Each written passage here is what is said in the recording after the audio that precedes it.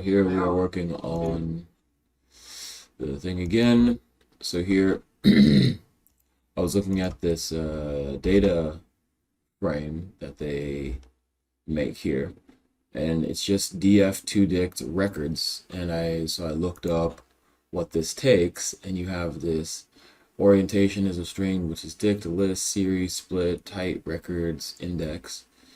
And so here it says that it's the column value, column value, column value, column value, column value, column value. And down here, if we do df.2dict record, you can see here we have the one that was downloaded, and we have state, California, this.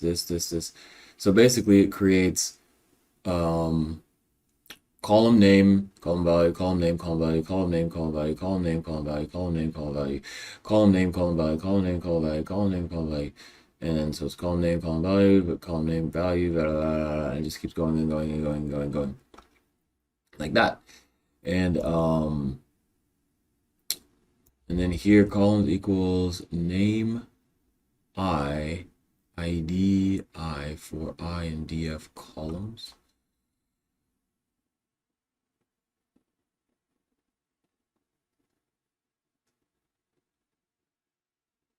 What?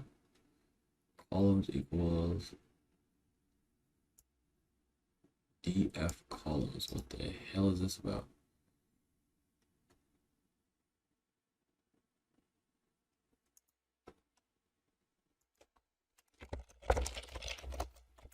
Oh, I'm not in debug mode anymore.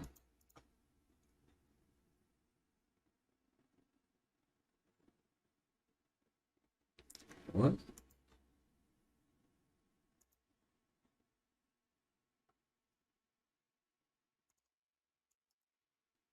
Let's do index is state, number of solar planets, name ID.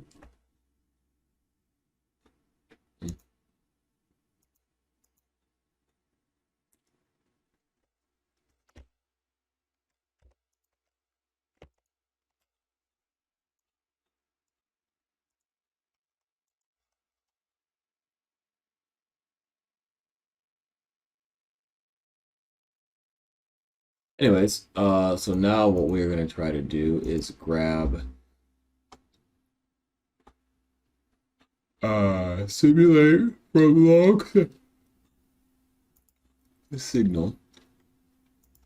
And so what we want to do is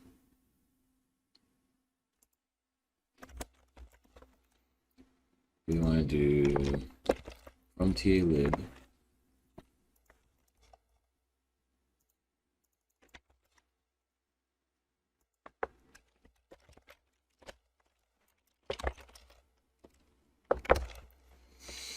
So we're going to do from talib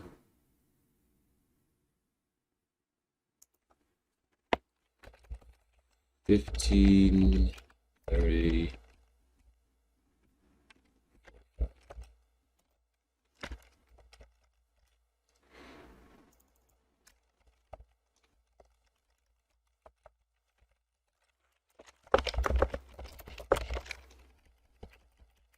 Here we want to do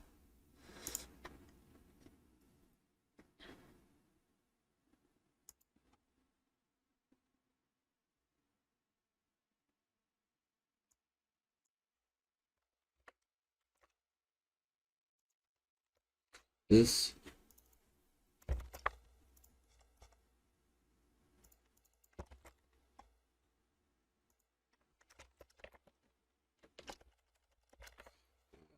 Low. I'll do like this.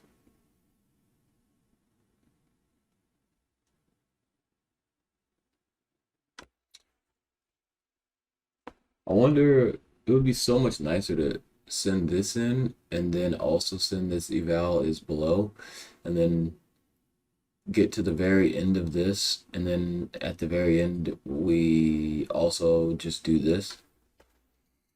Oh, that would be nice.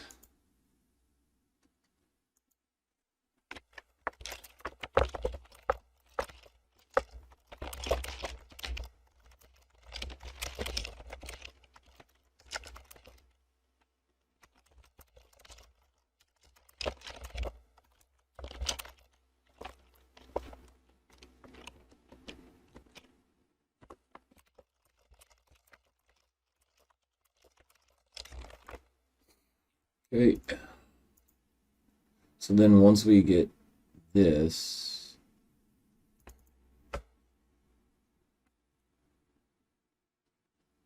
this would be our entries. Like this. And then we would get our order records.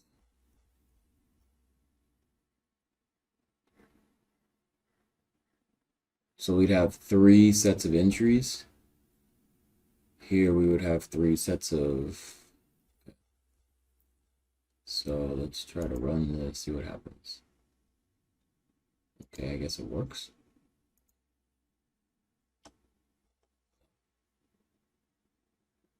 Something is wrong with entries.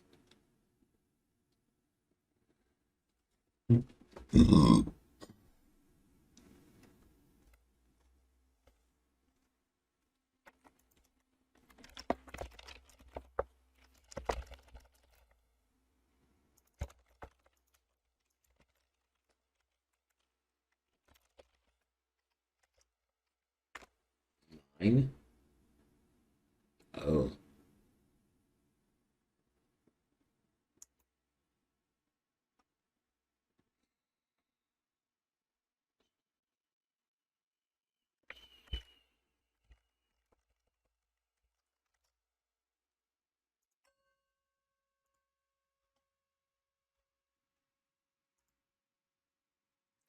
Oh.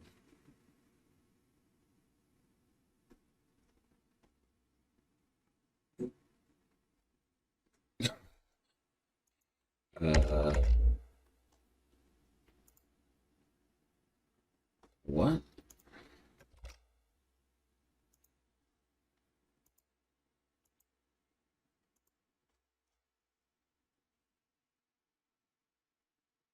Is this real?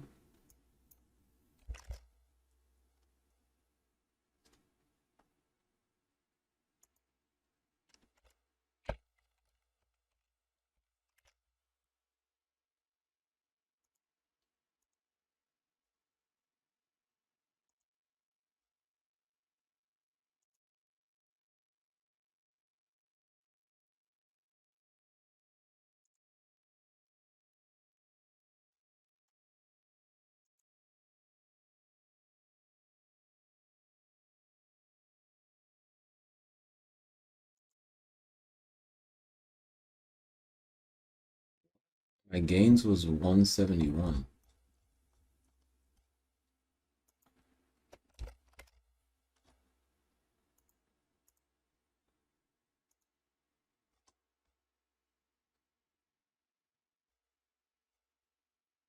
Hmm?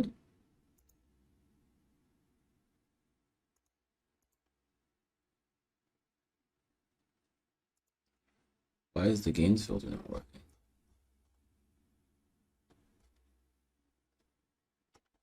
What?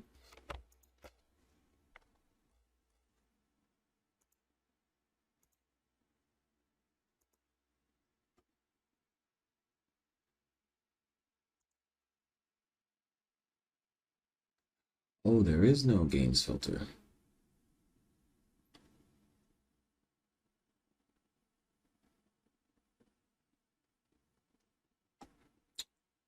Okay.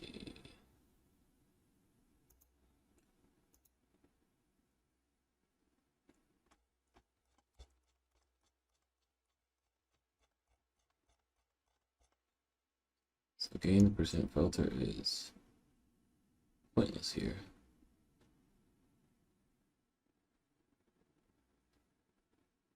Total trade filter and gains percent filter are pointless here.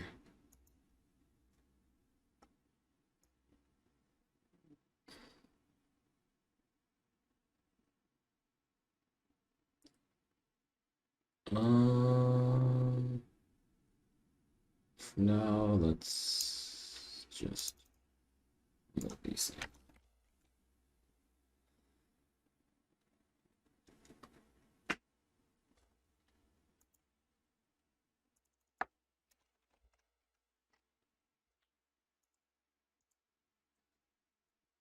Right.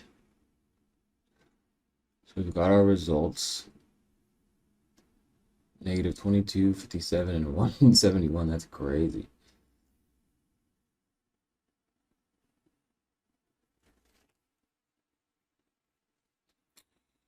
Okay, so now what am I doing?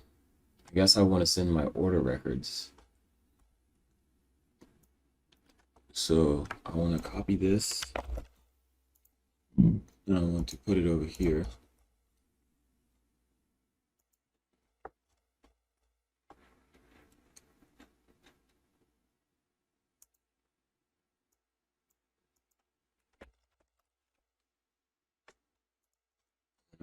Copy this.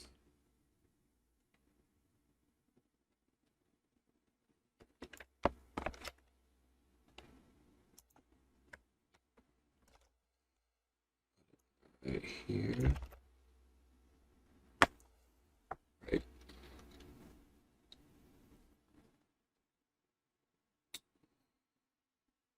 We've got all this.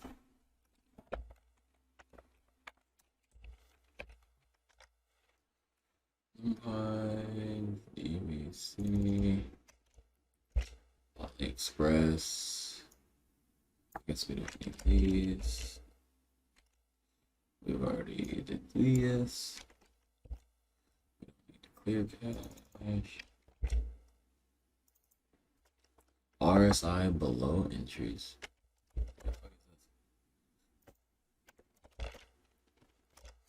Reload the thing.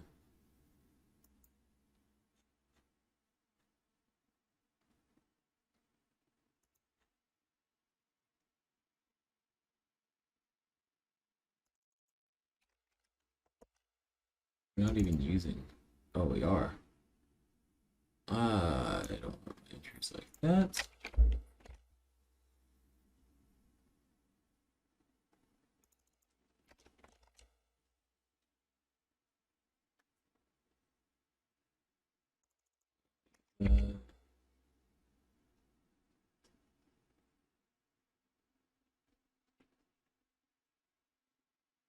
Okay.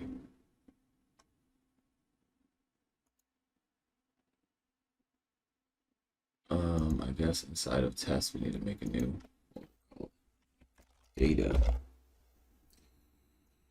Put this in here. This in here. So we're using plotly test. That means we need to go into data.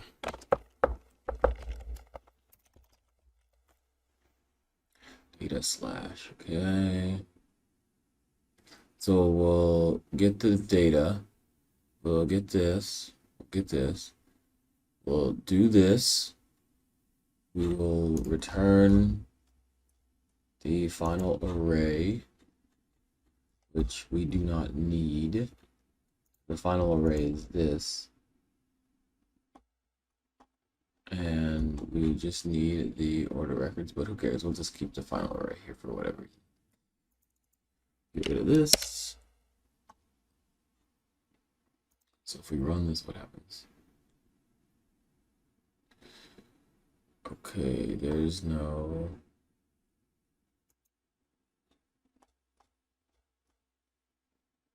There is no... Oh.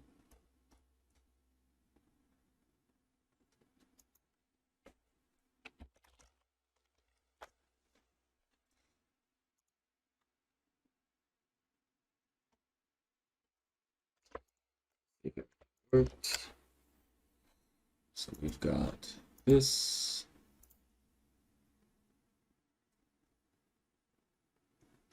I don't want this giant table. Wait, what? Oh, we put it on the wrong thing. Okay. Okay, so that's a simple one. So here's what we want to try to run this. Why I even have that open? How is there not a 30-minute?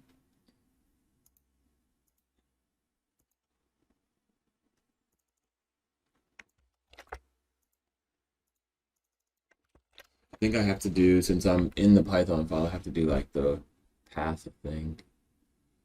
Let's see what happens here. Gains percent filter is not defined.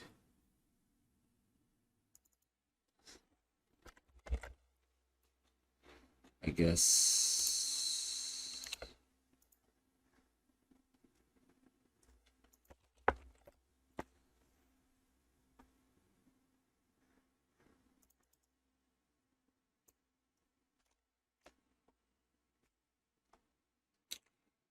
Oh.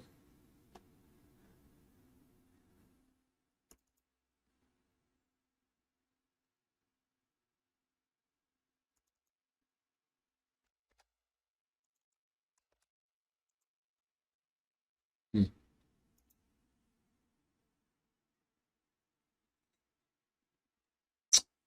Okay. So we have 15. I don't know what happened to 55. Oh.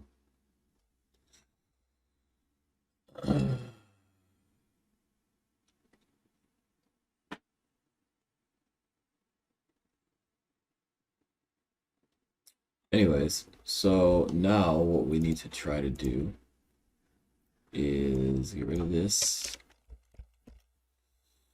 So now what do we need to do? We need to take order records. Order records to dict records. Then we need to do column names or whatever. Oh. We need to turn this into a dictionary. We need to ad.data.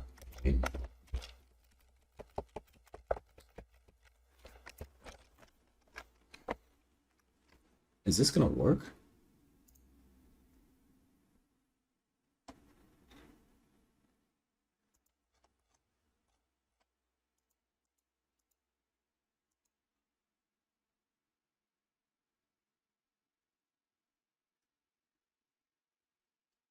What does this even do?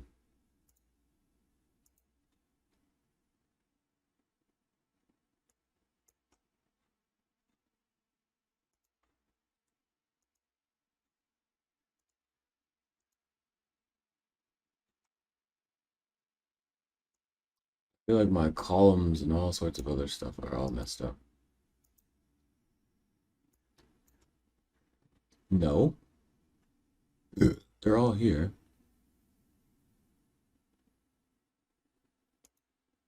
Um, I guess I should probably.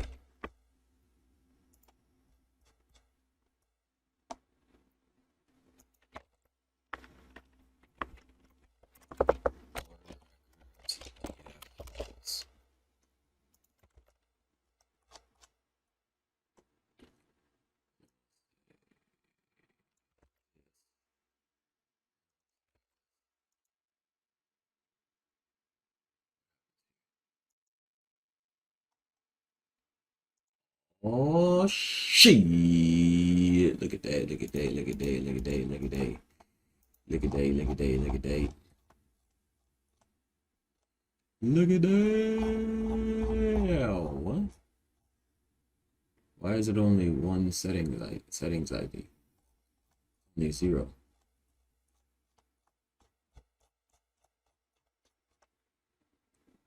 What?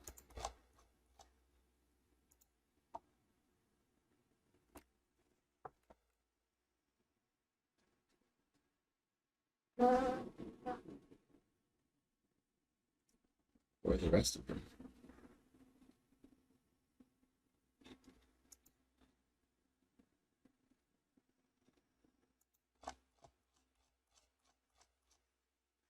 Oh, there's a page.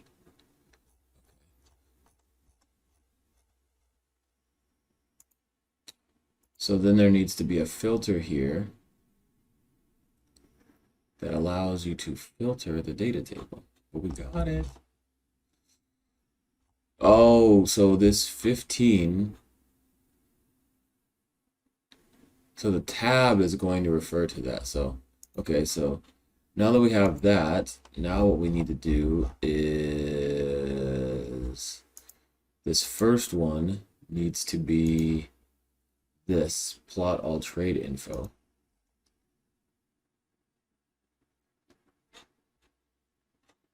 And then this first one needs to be plot all trade info. Then this needs to be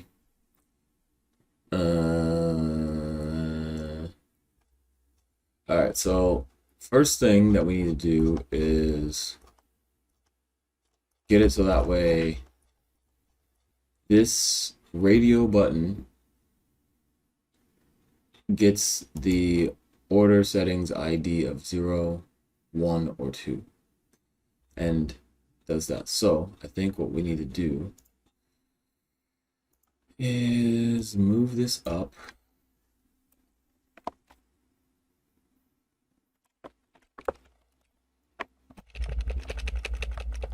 This.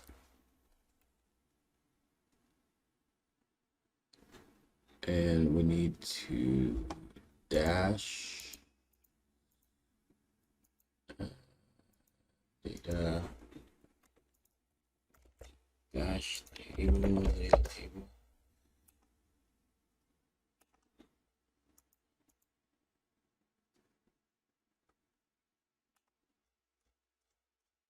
Obsolete, now part of. Okay. So here we got this.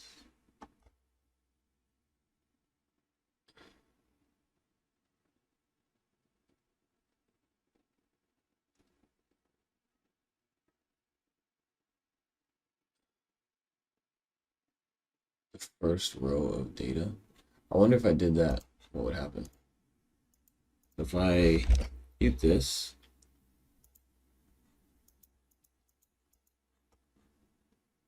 no, if I mute it, it's fine. Okay. So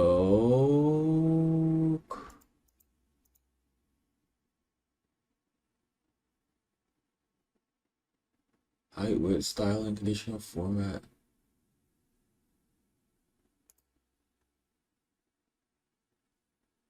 Oh wow, they have a data table here. Okay.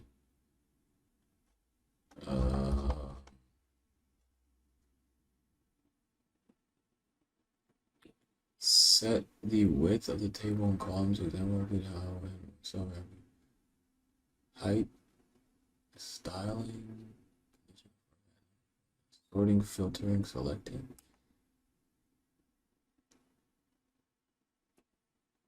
Editable data, typing, drop down inside data table.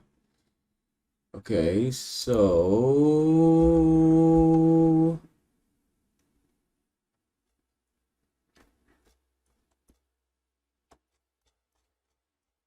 I guess height is maybe yes. Page size, there we go. So here what we want to do is add page size equals 10.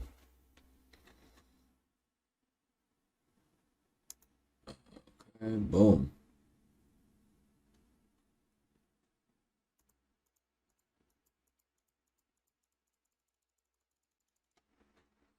Do 10. Okay. Height with vertical scroll. Oh, that's nice. Do I want it vertical scroll or paging? I guess I'd want scrolling. So there we go. Like so.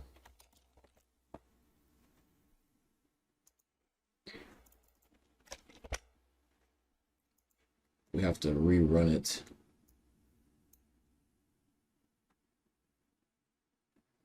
Run the ting.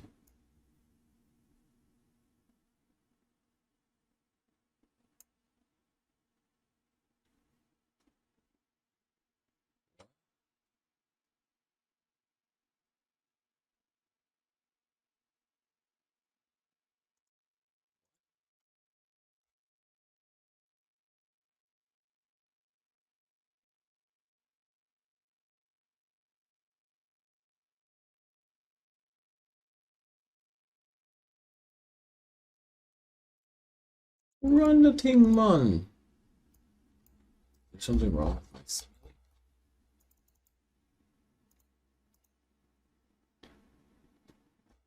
What the fuck did I do wrong? Oh. Oh. That's not the problem.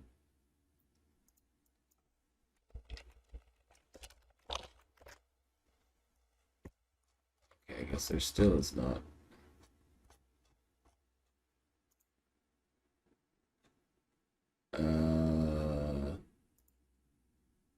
So I have to do what? Go back one, then go into. There we go.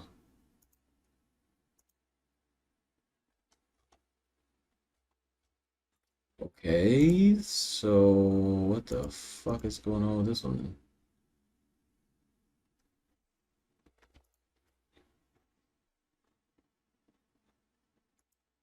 Huh?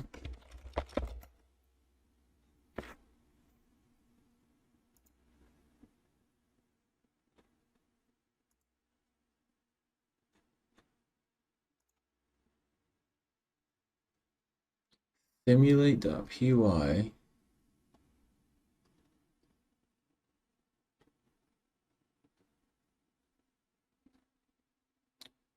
How the hell am I running into errors here?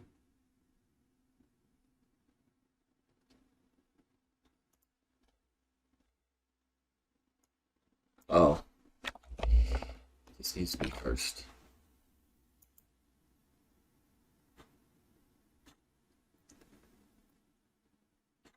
So there is a number error with simulate.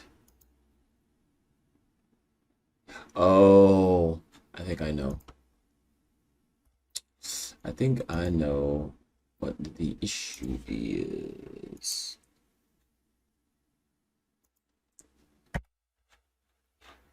I think the issue was that this is looking for a float and this is looking for an int, and this was just 0 and it was not a float. I think that's what the problem was. Let's see if that's true.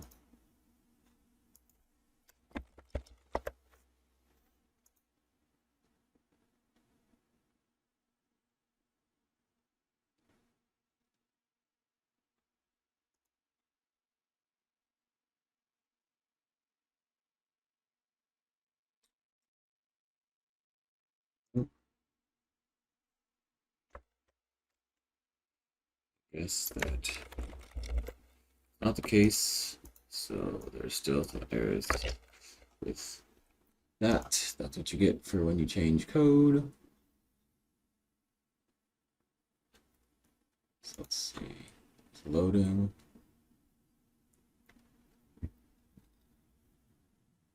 What is it loading? Oh, it has to load this whole thing. That's why it takes forever. I wonder if I change this to 10. What happens? We'll change this to the page of 10.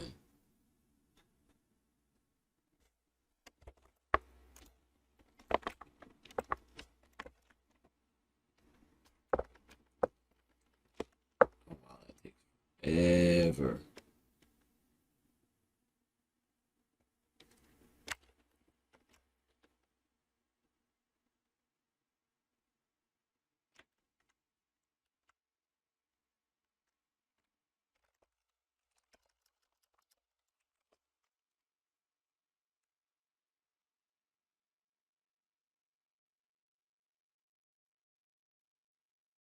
Hmm?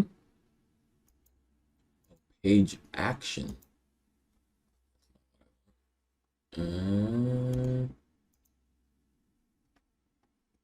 Page action and page size. Okay. So page action is none. This page size is 10.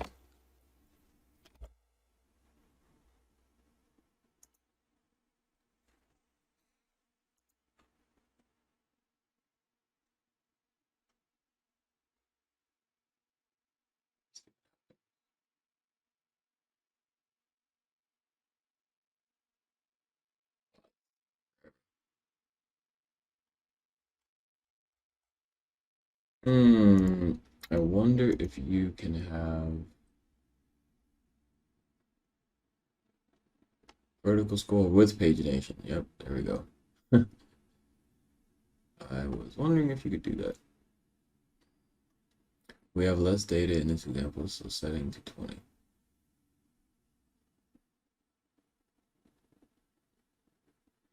So I guess you just do page action as the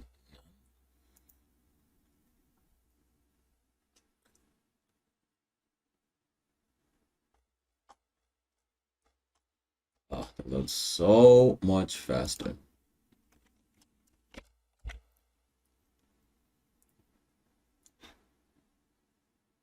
So change it to 20.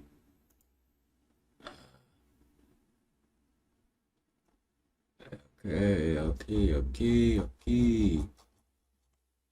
That loads so much faster. If we do 1000, look at how long it takes.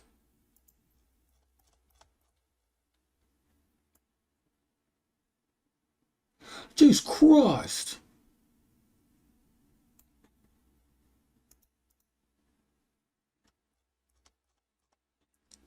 So I guess we could do maybe 100. Is 100 okay?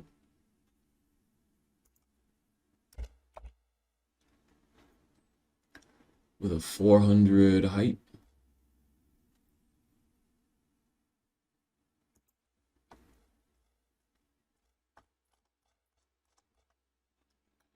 Yeah. Okay, so for now, that's gonna go at the bottom, I guess.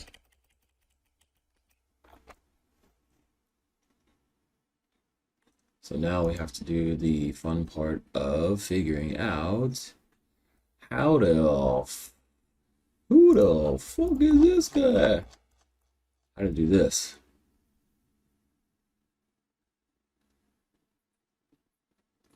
Oh, no. Before we do that, because it's gonna create some chaos if we don't figure out how to set the order records. If we don't figure out how to do the order records ID, so what we need to do is go over here and do the callback. So why does the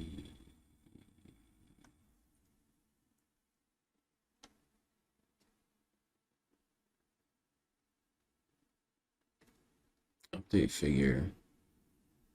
So this is the candle. RSI index. Oh, this is the RSI. Update indicator.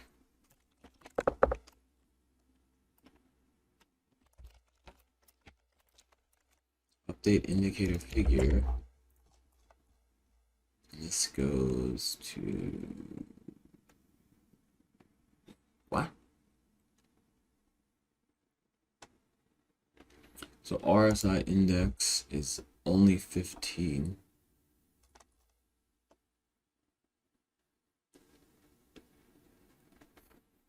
I think I need to put a scatter.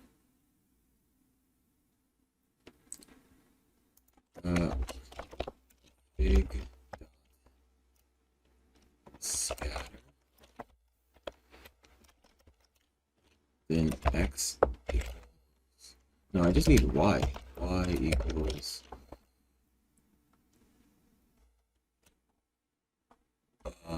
RSI eval.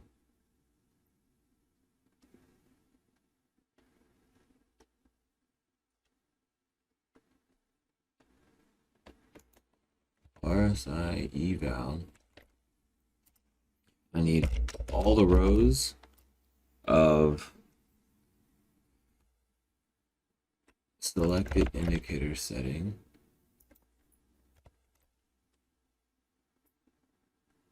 Selected eval setting.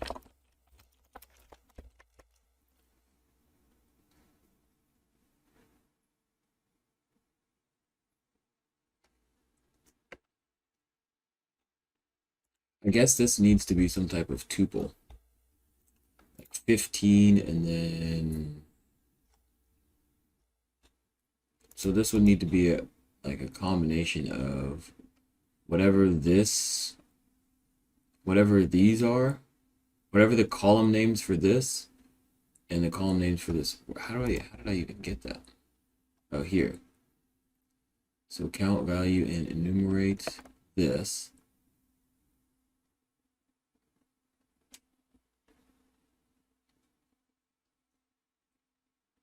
And then I have to do another for loop inside of that.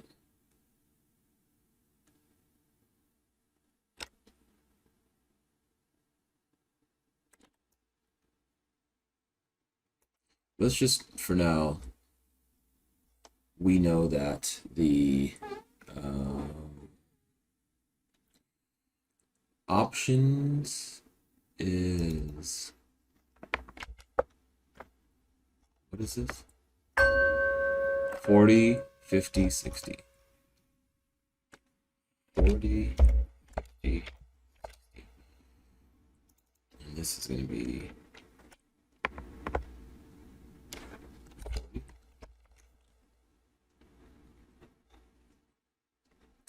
And then here we will do this selected eval setting. And then that goes here, and this is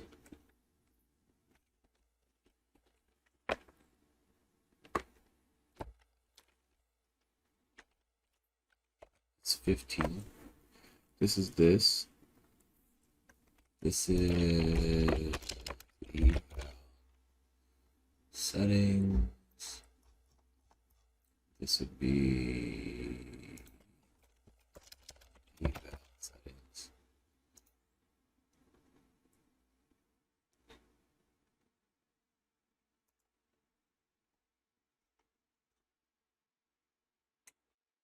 Okay.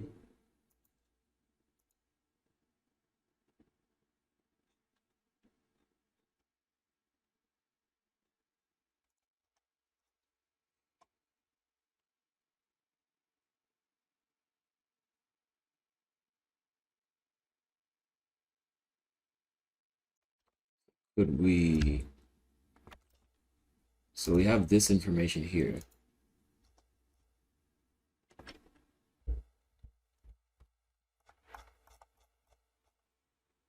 So with all of that information,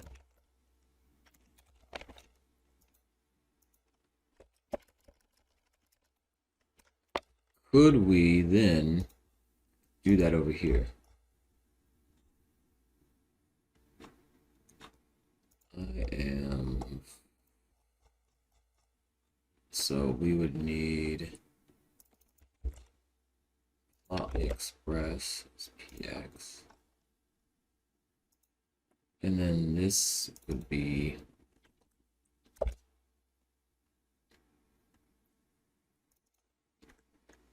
zero.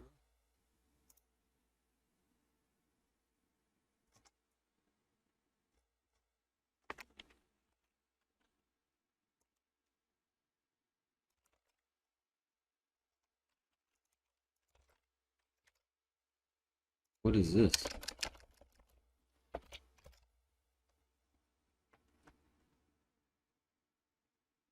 Oh, I have to get the values. That's why.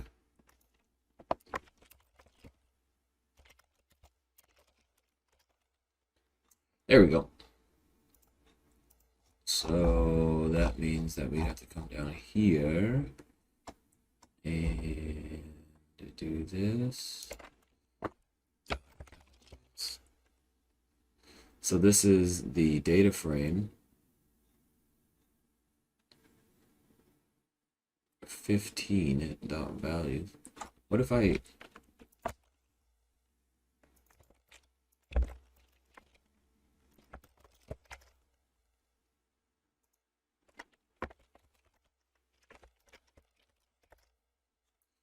so for now I'll just do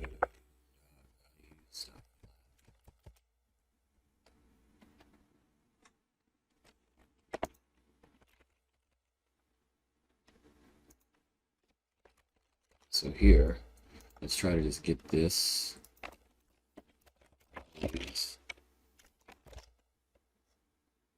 Okay.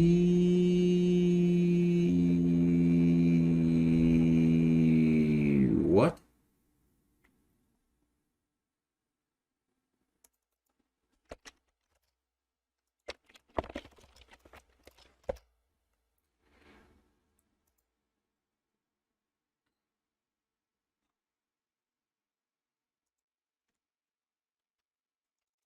Is it possible that I have to always provide this?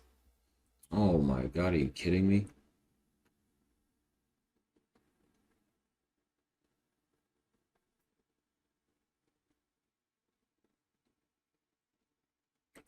Oh, the values have, instead of being true or false, they have to be actual. Oh shit.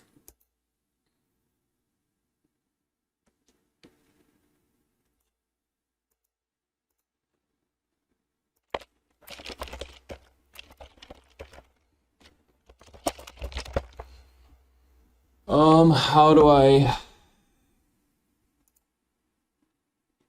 do I map that? So if it's a true,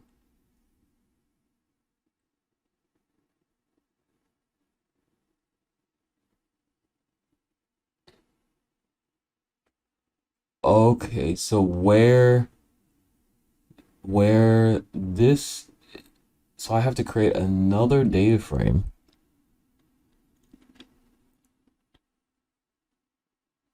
that says something like where this is where this is true, replace it with this. So I have to say np dot where this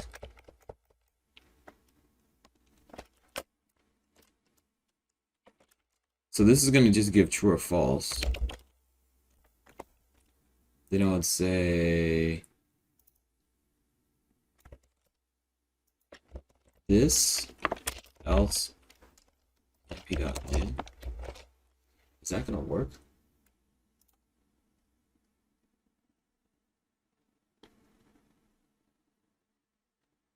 What does this even do?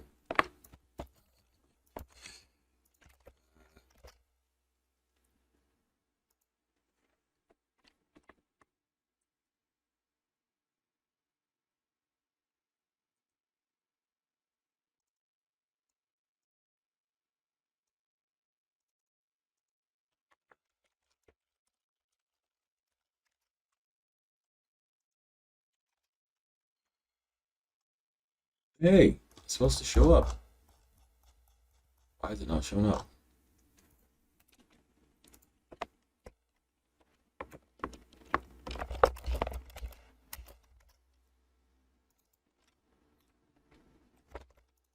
So my y values are this.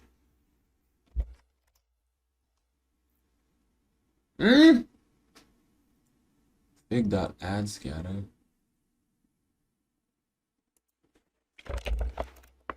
Big equals ex dot big.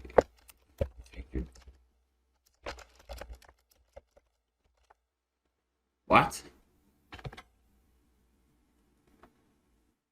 How do you add a scatter on top of a line?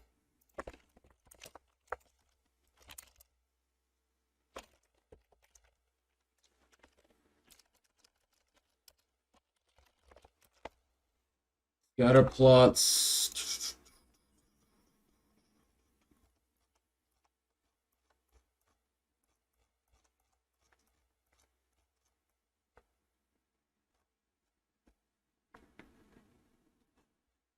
So here, markers are true. I don't want markers.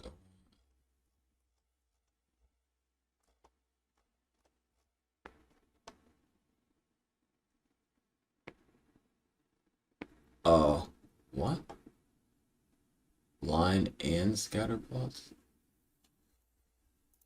So I guess I would have to do go. Yeah. Is this what you have to do?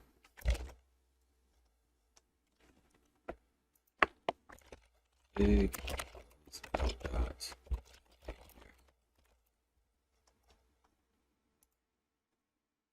So try this, go dot figure, and then we do fig dot line.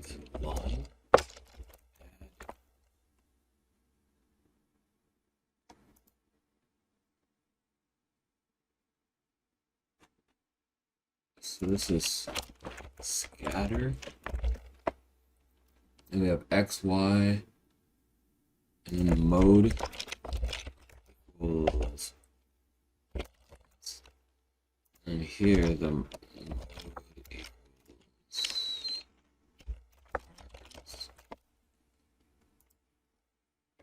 boom, bam, boom, bam, boom, bam. And the name is going to be name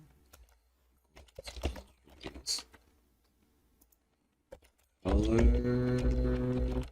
equals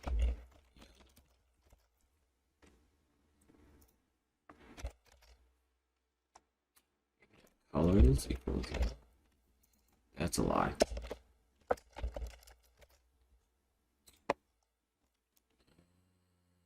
Oh, marker, wait a minute. Here I would say marker equals predict color equals yellow, dark.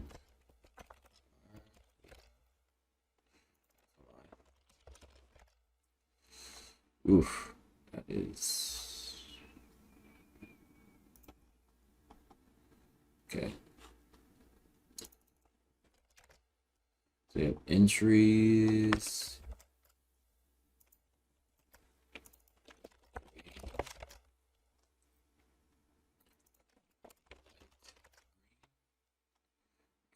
Whatever. Okay, so thing is not a thing.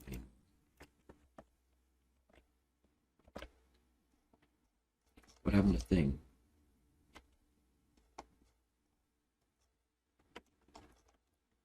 What?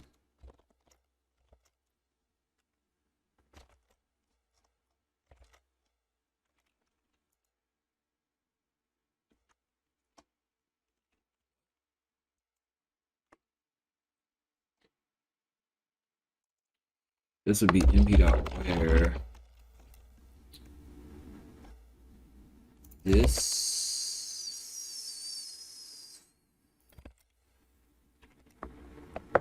dot values this 0. Then we put this else false. There we go. Okay. What?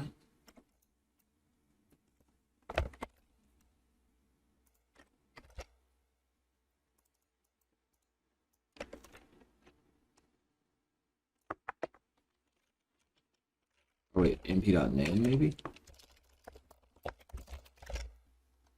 Okay, there we go.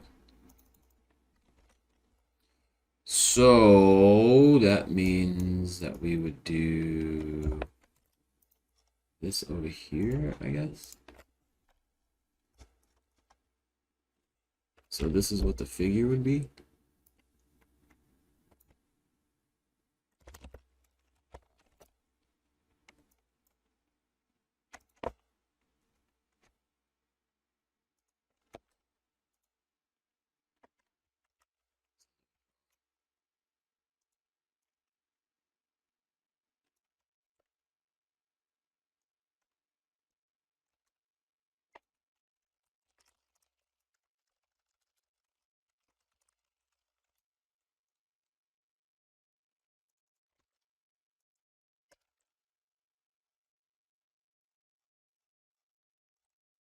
These numbers are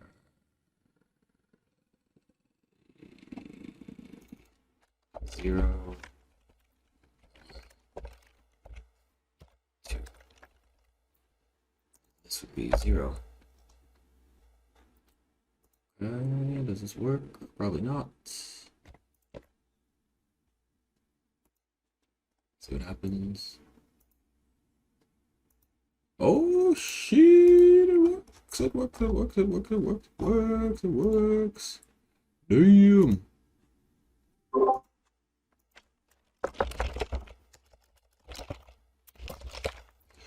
Dude, that's crazy. That's crazy.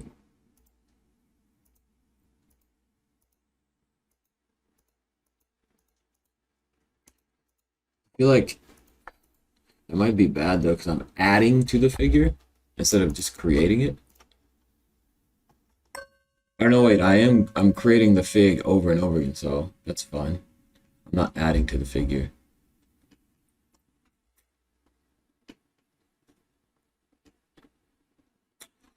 Dude, that's crazy.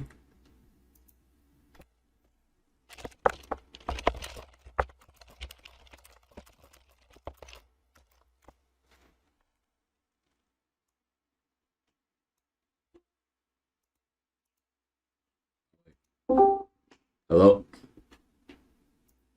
Hi. All right, hey.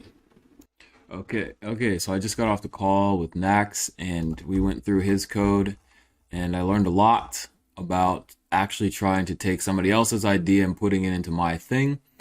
We were successful with the slow moving average and moving average and all of this other stuff.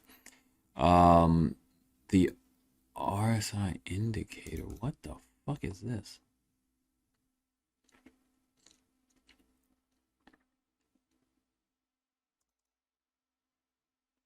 Oh yeah. So, um so it was good because one of the things that he wanted to do was to send the ATR price into the into from talib, but I don't have it set up to do that, and I thought that you couldn't do that, but you actually can if you do. So if you do function, I thought that you have to send like a closed value or there has to be a data frame in order to do that because it automatically would grab the closed value. But that's not true. You could just do function, SMA, send a bunch of random values, and it'll do that. Like if I do 2, we can see here that I have to, it's not going to work. So, okay. So here we can see that I have a bunch of random values and we're doing a 2 SMA. So I don't actually have to send the close value. The only problem is going to be when,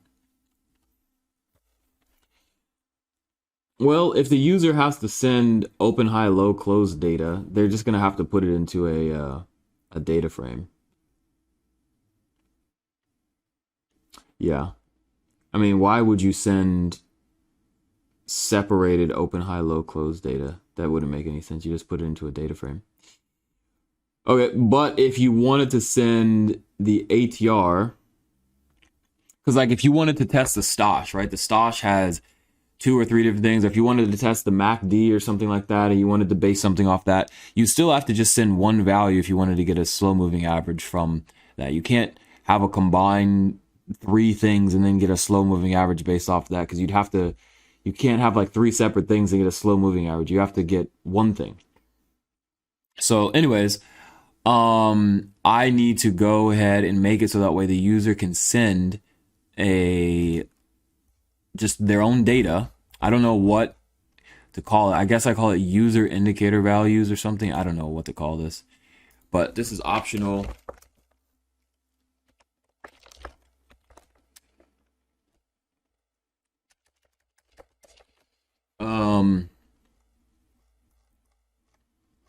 So now the question becomes, if there's more than one output name, then I'd have to check to see like if df prices equals none, then do this. If user whatever equals none, then do this, or doesn't equal none, then do this. Because here I'm sending it df prices. Oh, you know what I could do?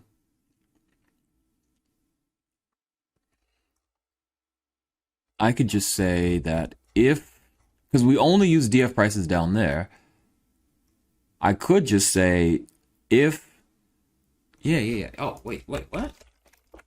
If user data values does not equal none, then df prices equals user indicator values. But fuck, the user indicator values needs to be a two-dimensional array because shape 0 has no shape, so it just needs to be 1. Wait, what? It would just need to be, yeah. Fuck.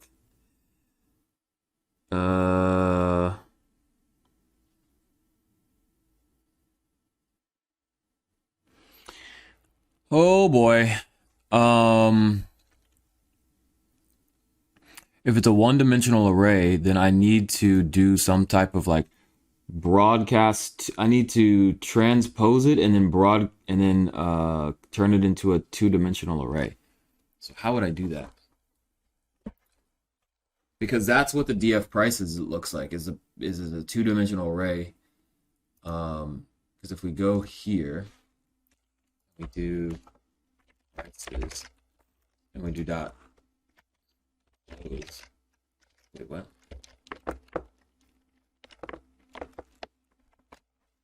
What? Oh, it does need to be like this.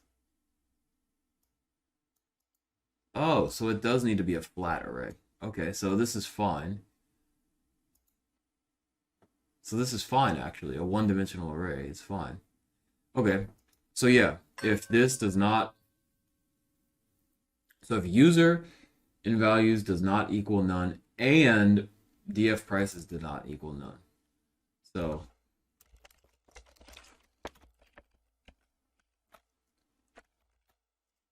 So this has to be df prices. I don't want to make these optional. df prices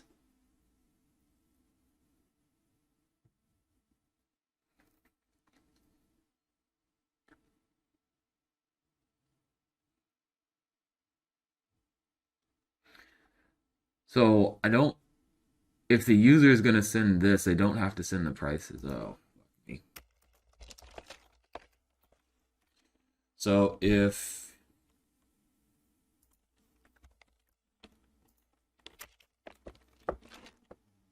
so here's a thing where I could, so here's a thing where it's like I could do a if none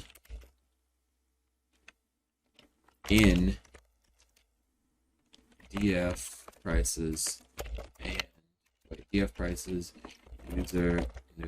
So if none is in all of these, how do I say if it's in all of these?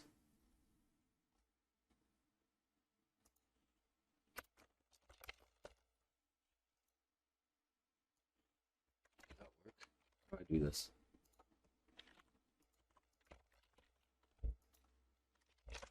If none in none 6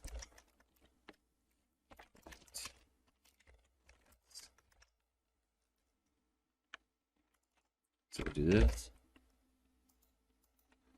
Wait. Print. Yes. If this, else.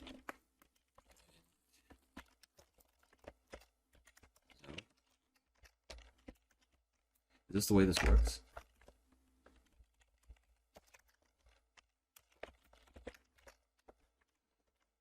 Okay.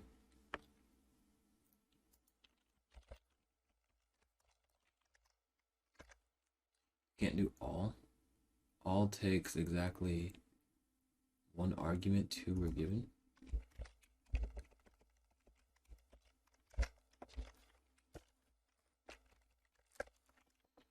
If none in, how did I do this? Finally figured out how to do it. So I guess you just do is. I was doing it all wrong. I was just trying to do none for x in x. So x is none. So I guess here all, so I guess this takes care of,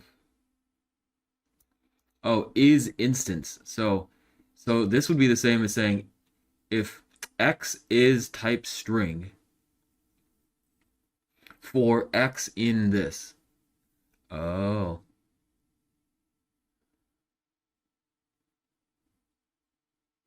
Could you do this? Is instance? Could you do is instance of a none? For is instance x or no, you can't.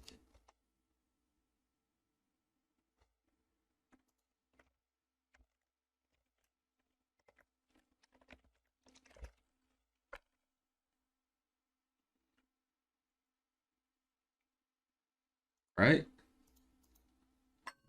Is instance.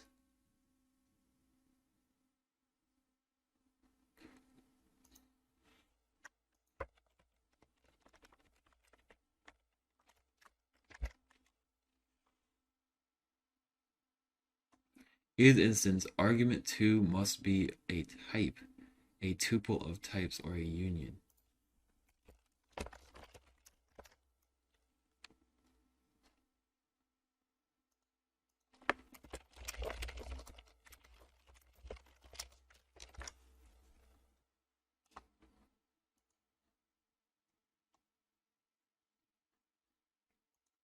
I guess here, if variable is none. Wow, that's it? Okay.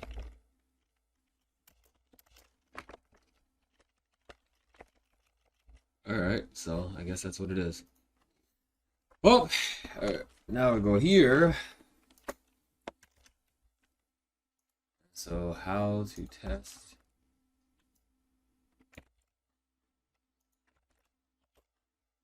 or what was the other one I looked at? How to test if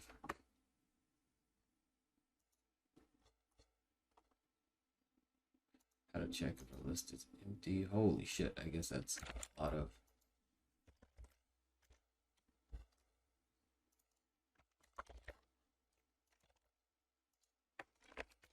there was another one that I looked at here. Oh yeah. How to check whether a list contains only none.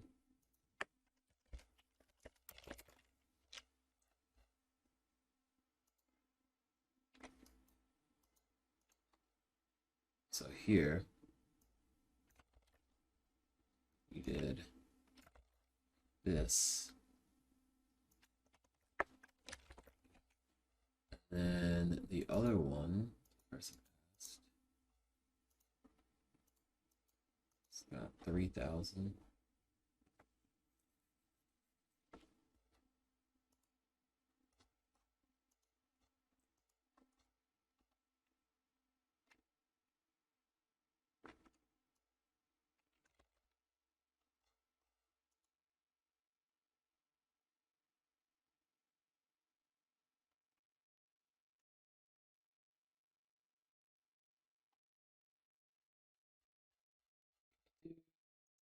This variable is none. If not a. How to test none type in Python. How to check whether a list contains only none.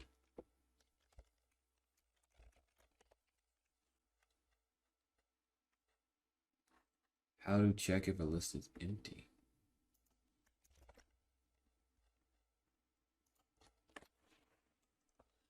Wait, what? So how to test none type in Python if variable is none, if all is none? Okay. Well, that took a million years. I did not know you could just do is. Okay, so here, I guess we just go back up. If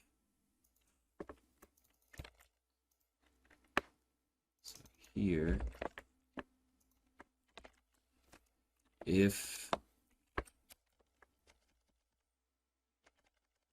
all x is not, if all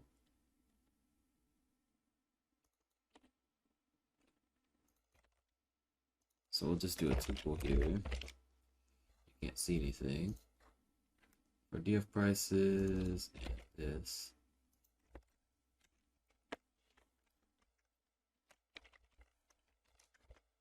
So if all x is none for x in df prices and this, then raise value error.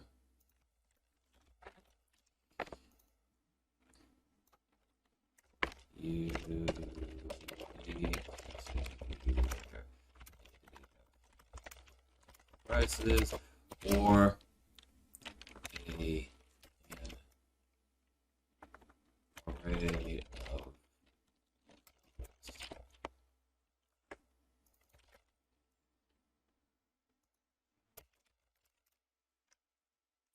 or this, then we'll say elif user indicator values does not equal none.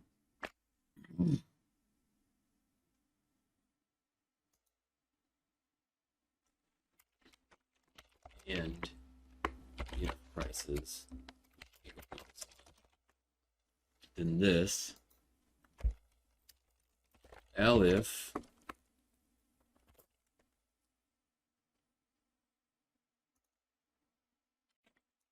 I guess. Oh wait.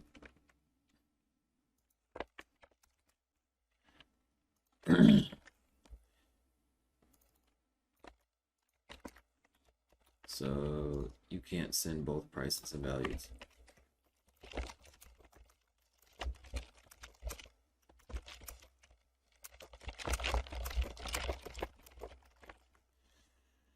Okay.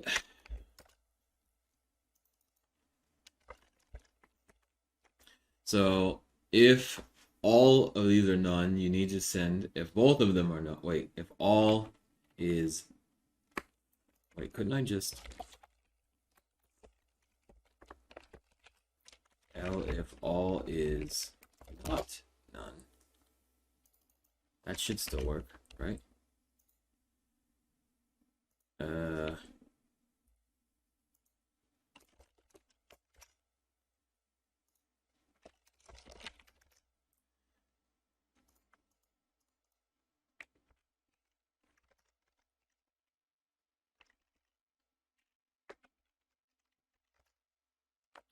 So if all is not none, wait, what? Wait a minute, what? So if all of x is none, if both of these are not none, okay, yeah, if all of these are not none, then you can't choose both. So then we have to do if user indicator values does not equal none and df prices equals none.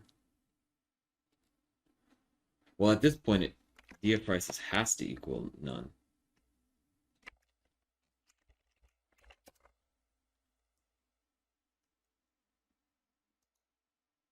So here, you need to select, you need to send either one of the other. Then if you send both, then you do this. If you send a data frame, then this does equal none. And if you send this, then the data frame has to be 0, so this does not equal none, then this. And then once you get here, shit, the shape.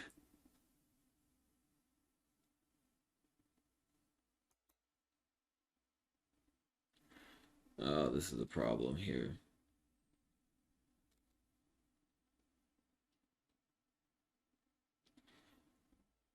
It does not have a shape.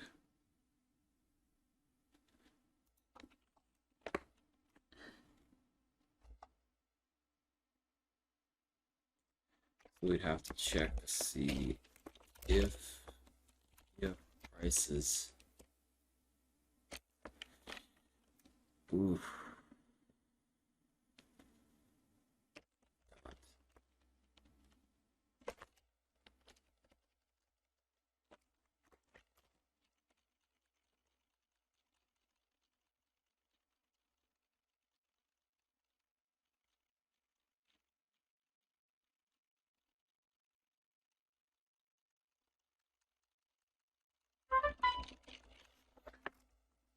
Do I want to do a...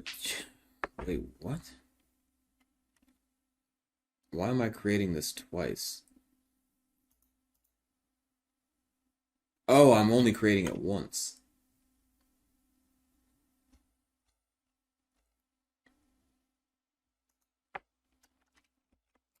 If prices dot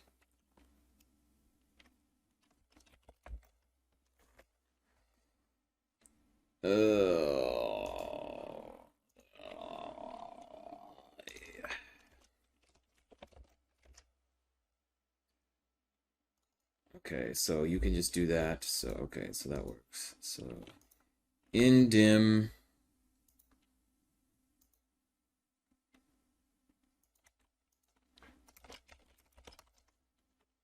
how do you get random numbers? And I gotta go because Max got that shit hit myself. 1. So if df price in dim equals 1, then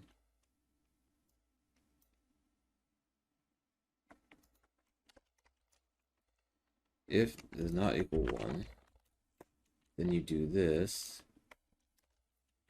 else you do this.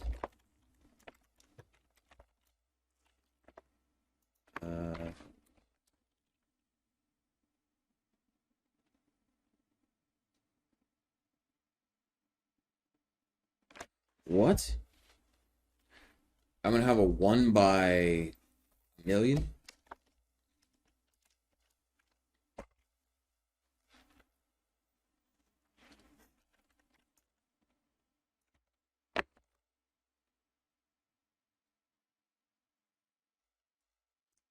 I guess the same thing for this.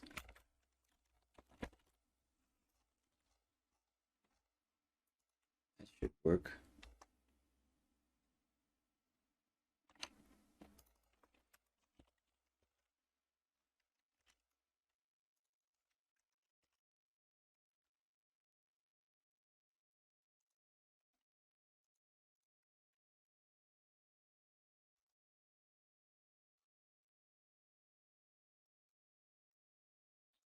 Value of an array.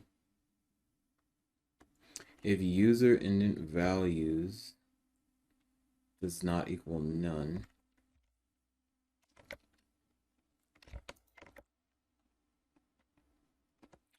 oof.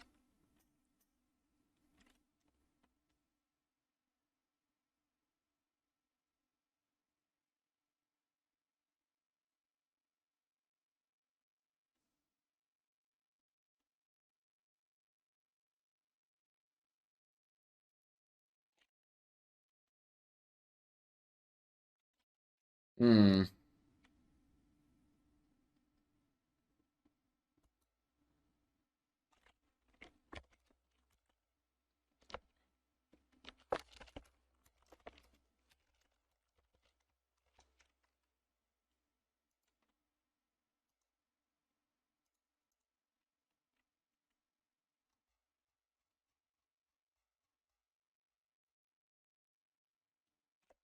None object has no type. Oh, fuck me if it's not an array. Elif if this. Oh wait. If is instance.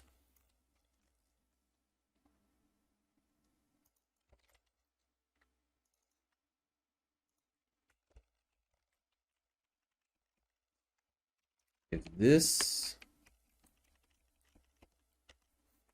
is in the array. What?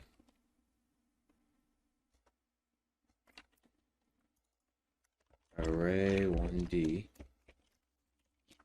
If user value is a one-dimensional array, then do this.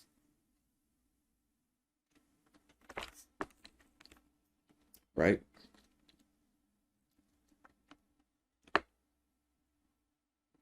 Because if it's not, man, one-dimensional array or a list.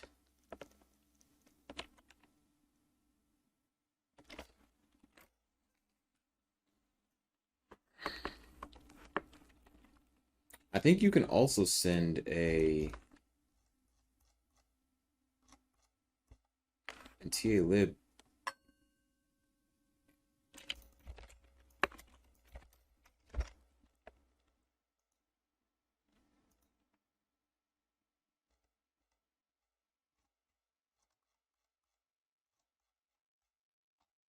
Talib, I think you can.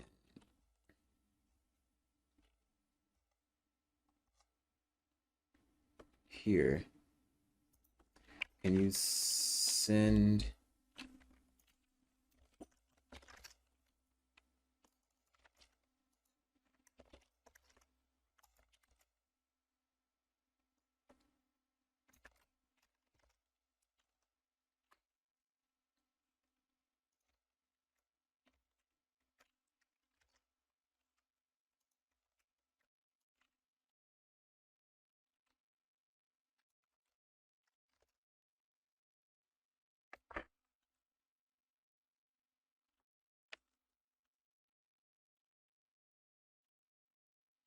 it would actually be better to send it as a series.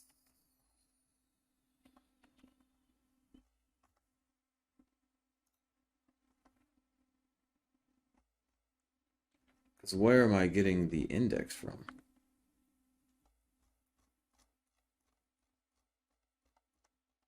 Okay, yes. So 1,000,000,000,000% it actually has to be a series. Not an array. Has to be PD series. This has to be a PD series. This has to be a PD series. Or else I'm not going to be able to get the index. And so...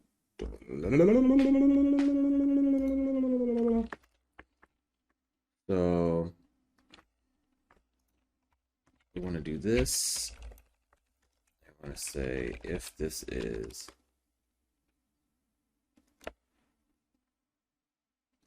if this is a data frame,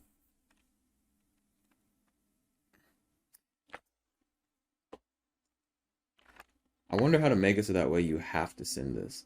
If it's a data frame,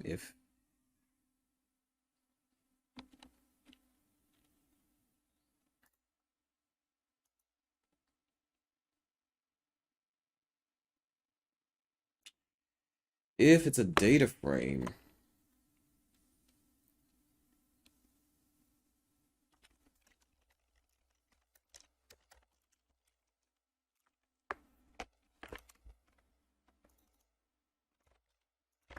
I don't fucking know, man.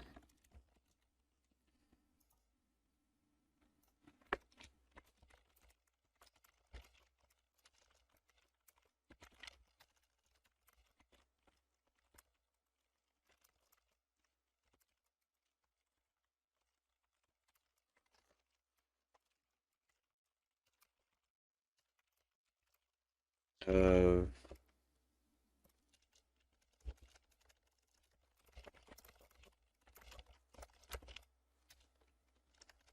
to turn a data frame column into a series. This price close dot squeeze will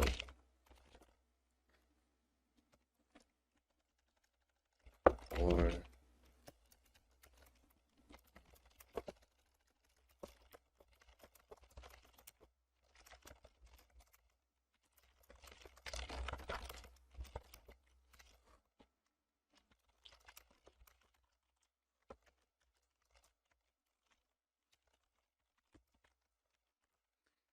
there we go.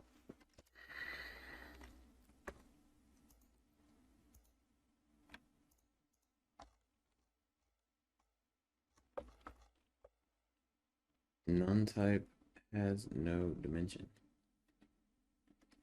df prices dot dimension. Oh.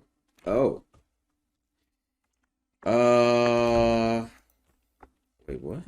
How is this? What?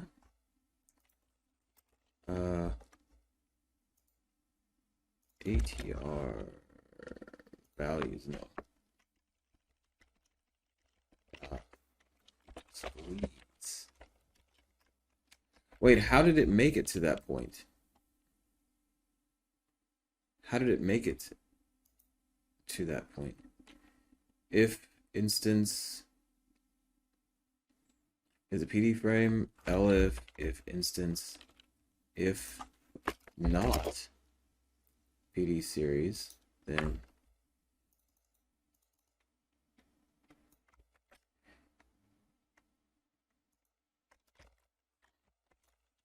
you must send this as a panda series. You must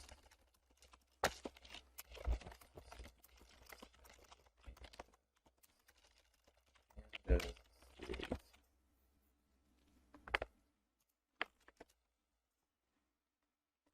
Well, that's what that's for. Thing doesn't even work.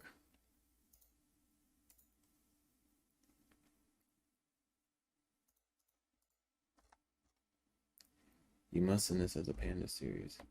What? It's none.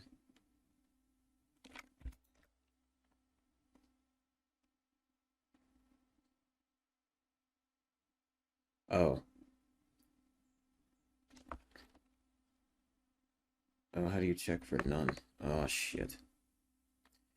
If elif, if this is not, and it's not none, and it's not none. Wait, if it's a frame, then you do this. So this could end up being a... Damn it.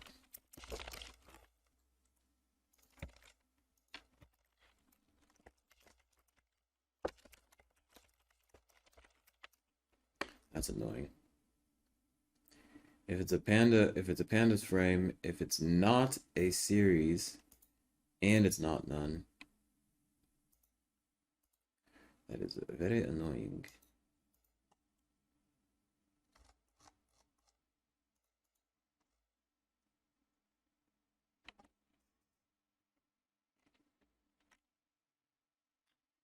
If price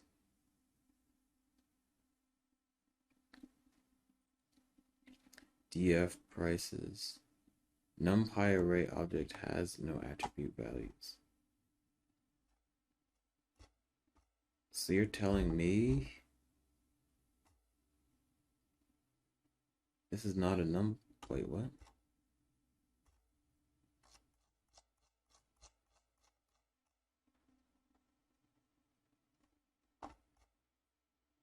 Function this. Oh my god, it returns it as a wait. ATR indicator dot. It returns it as a numpy array. Oh my god.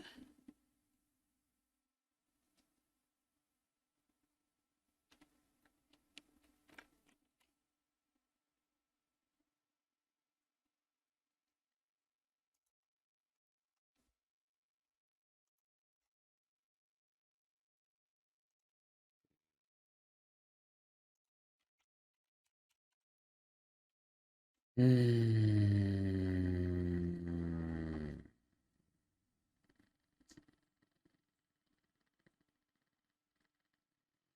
Hmm.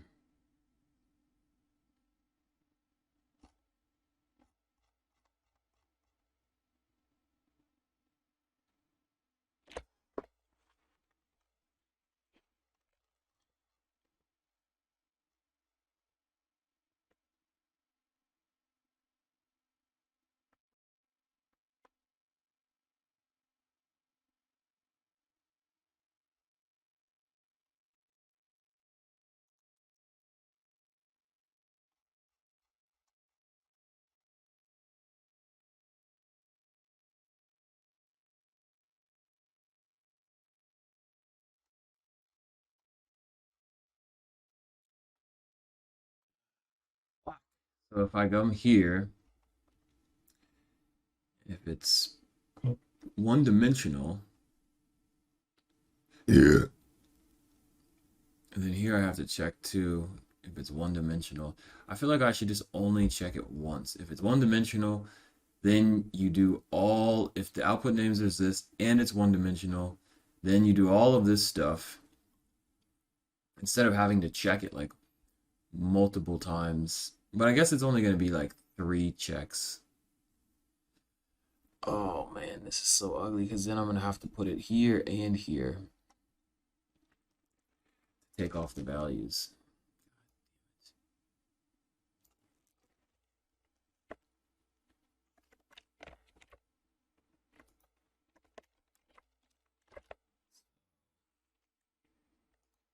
Here. Ay, ay, ay.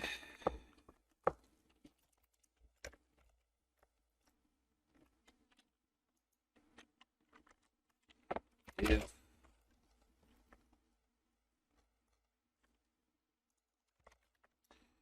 Check it again. If prices equals one dimension, then you do this. Else you do this.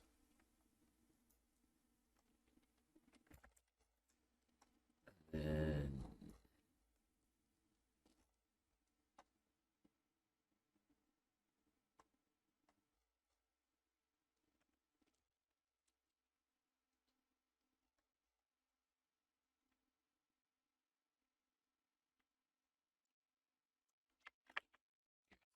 thing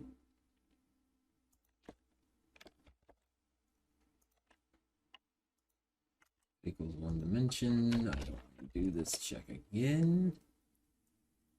Do this.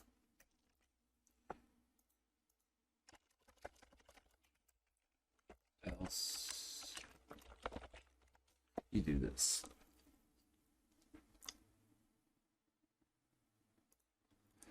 That is so annoying. So annoying. Oh my god.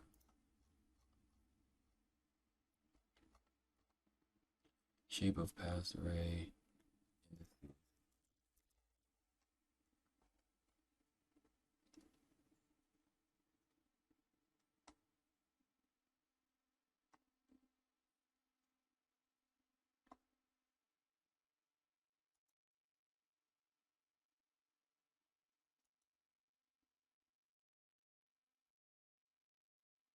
Does it need to be a one? Does it need to be?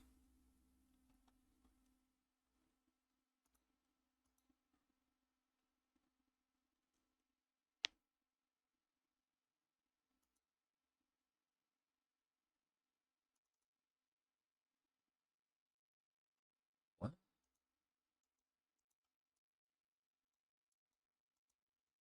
What's the problem?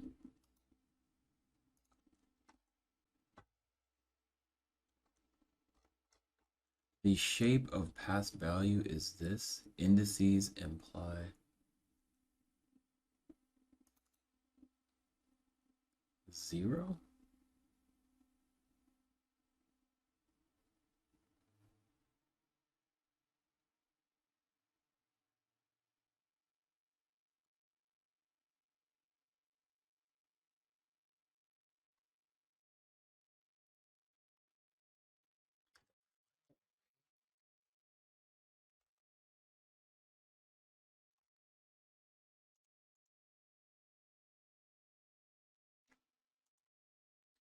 How is this wrong?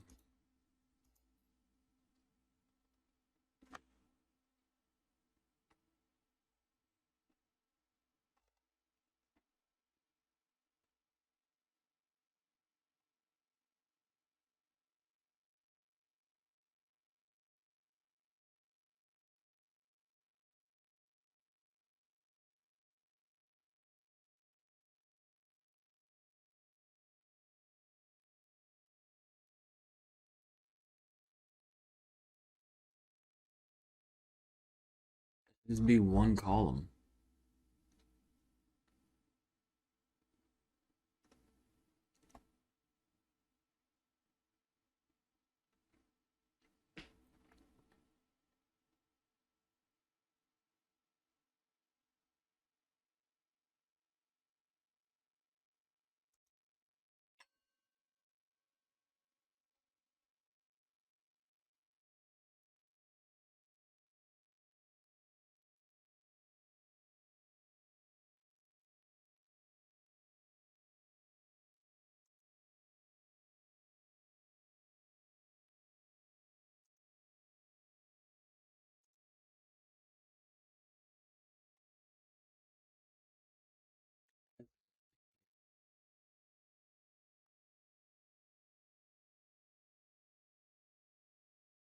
$14.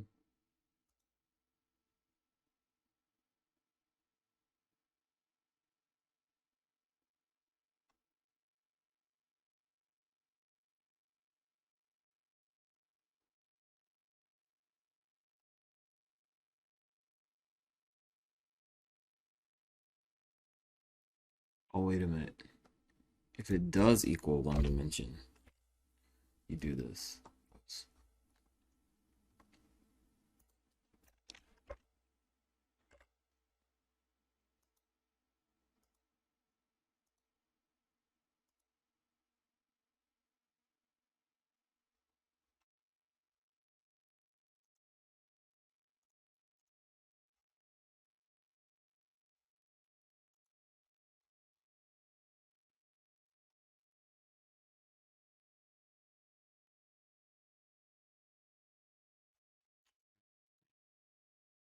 How this is possible? How is this possible? Possible.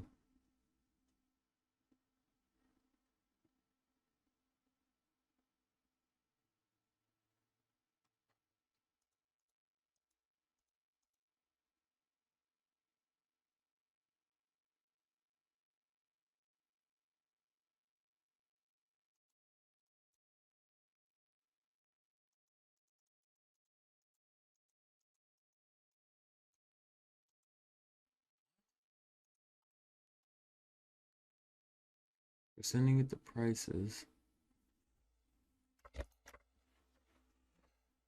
And it's a data frame.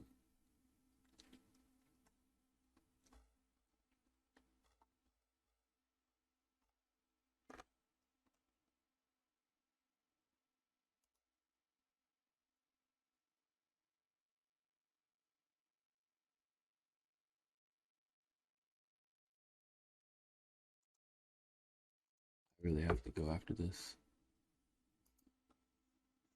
What? Oh.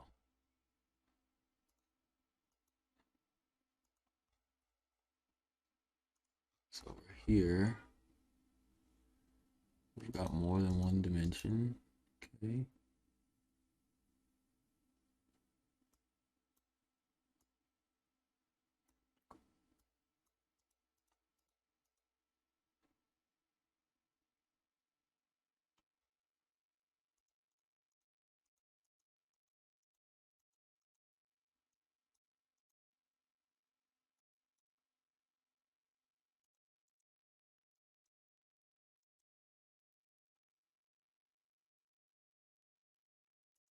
What the? Oh.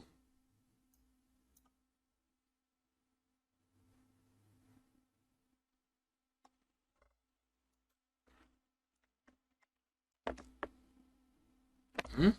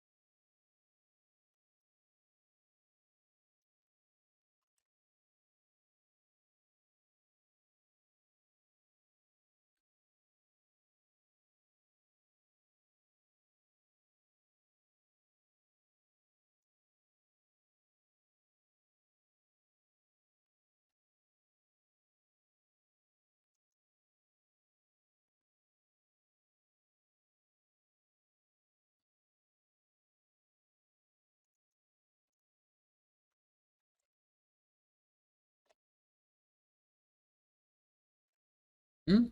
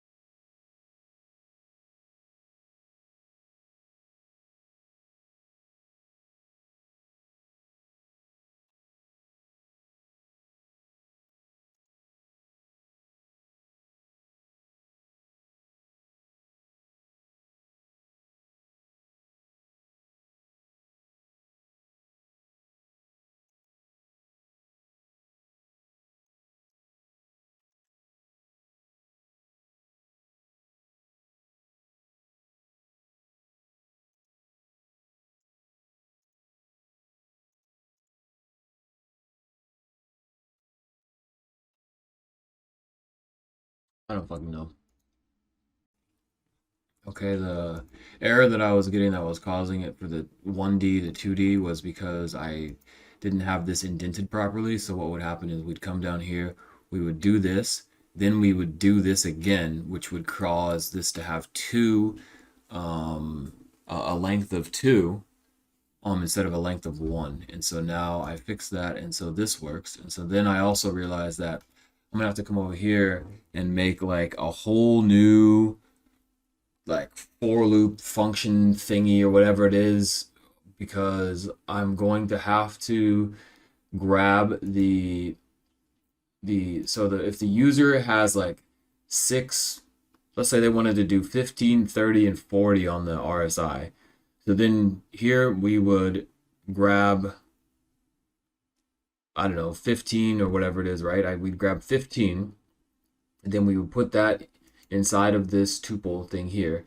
Then we have to go through and grab the first row settings for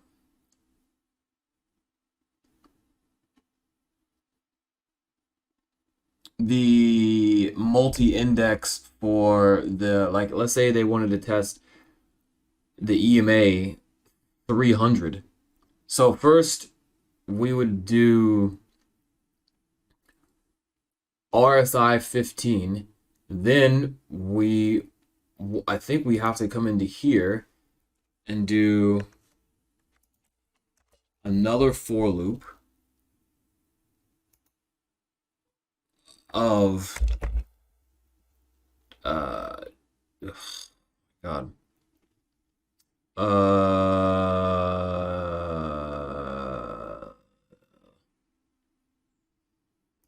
So the user indicator data frame. This is the data frame.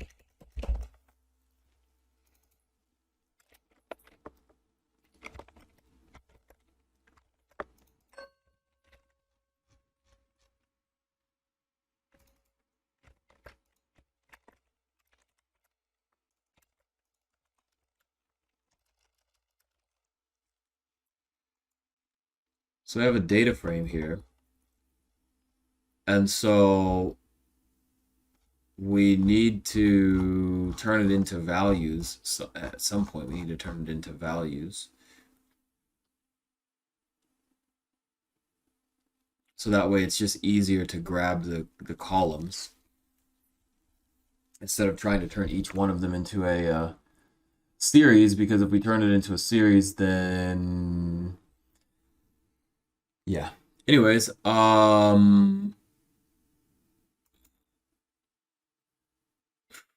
so this would be for call in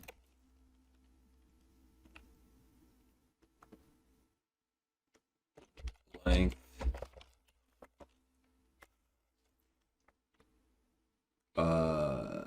user shape 1 for call in length user shape 1. Then inside, so after we get the user arguments, we have to hop into another for loop.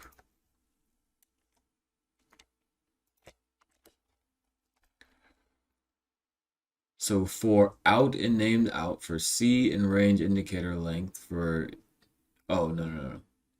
Yeah. So for X in this, then we get the indicator settings. Then we have to go into the column.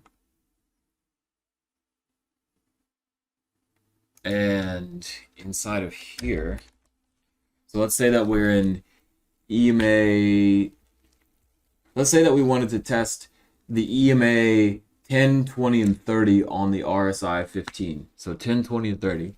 So we've got the RSI 15 here, I guess. Right? Is that what we have? Yeah. So we have the RSI 15. So then now what we need to do is we need to get for column in this.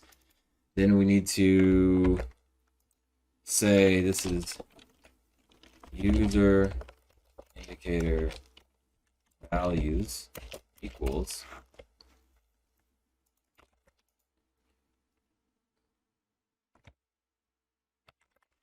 dot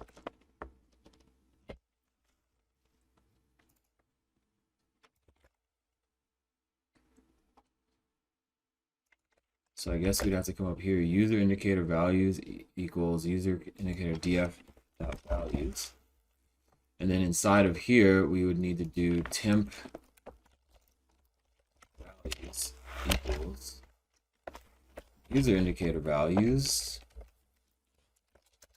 all of the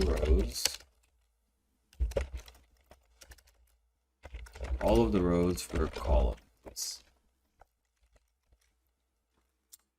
Okay.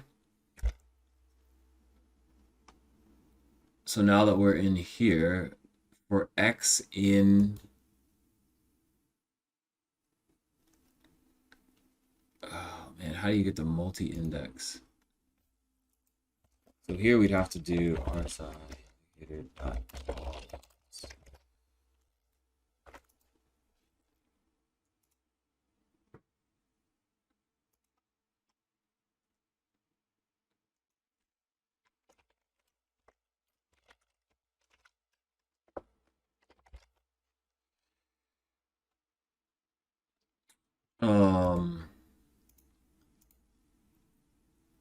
So we'd have, okay, let's just say that this is going to be multiple things.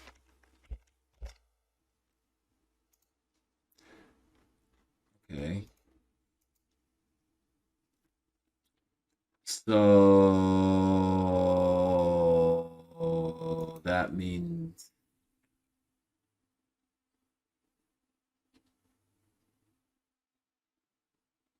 for x in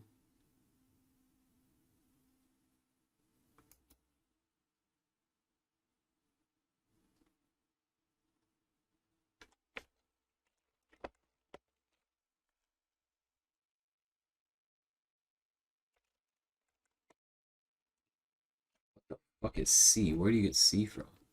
Oh, C is this. Don't tell me I have to do another fucking for loop.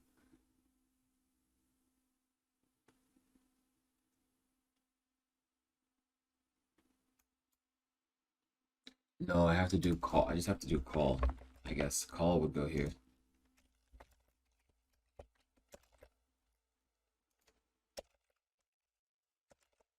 Right, so if that's so if we are on column 0, which would be this, we're going to grab this right here. Right? So if this was like EMA 30 and 50 and we're sending it over, then here it would be we'd have two for the shape. And so we'd grab the first one, we would grab that column and grab all the rows in that column. Then we'd come down to here. Then we would get the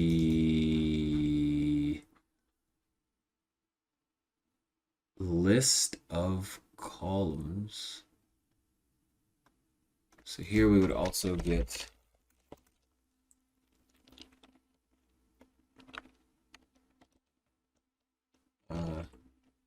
user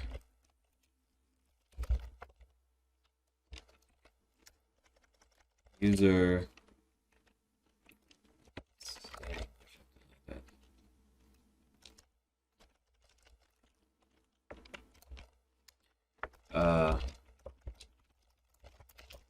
equals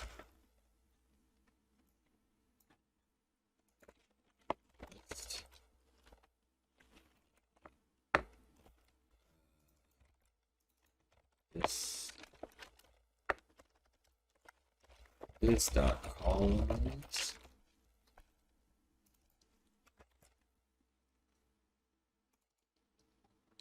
And then for here we would do this. So we would say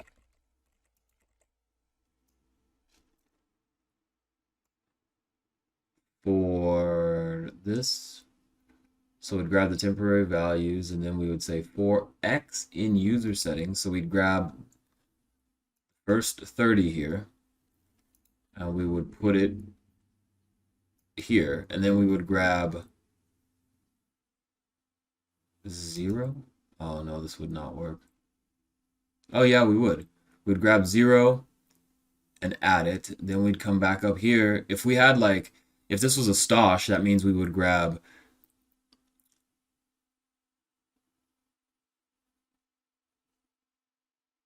X in user settings. Oh no, this is not right. What?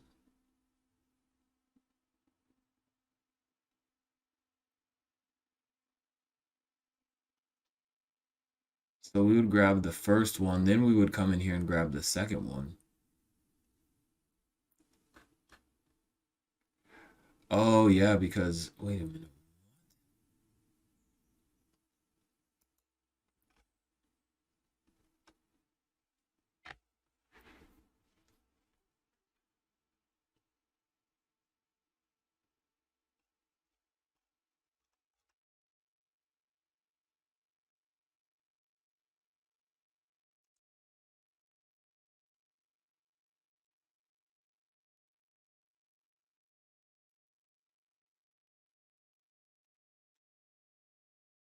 How would this work on the stosh? Is the question.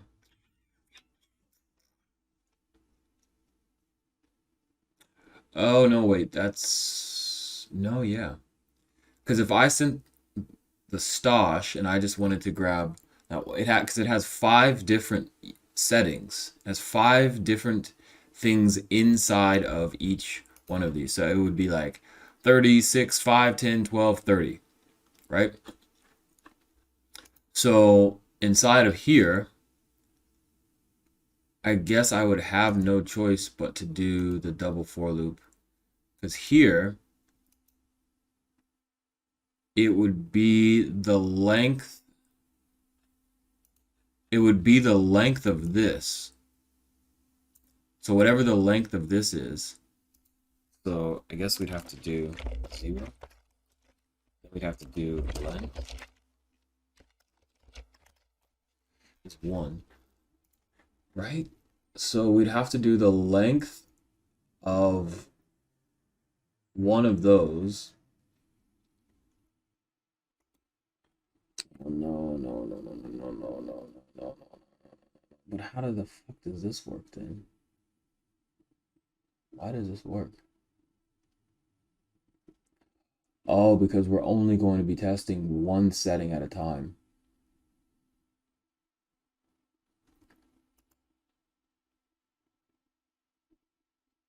Because all we're doing is just doing one at a time.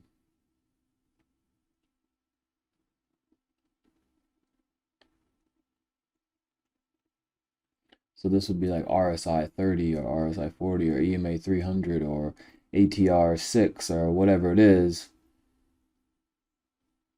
Whereas indicator settings like, so if this is like 6, if we have 15, 30, and 20, so that's, we have 0. Final user arguments. What is that?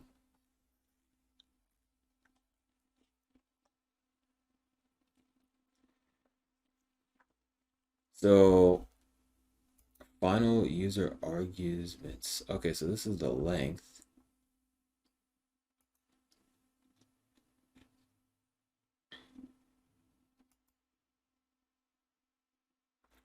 How do I even have this? How is it possible that I would do this more than once? What? Wait, what?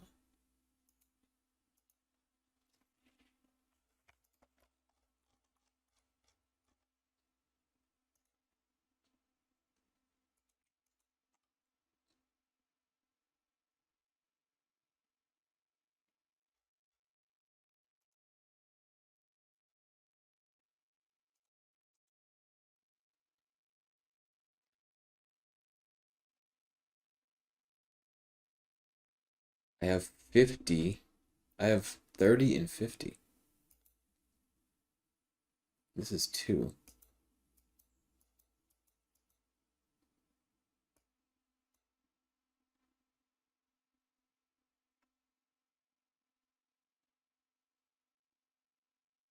for x in this. Why did it only...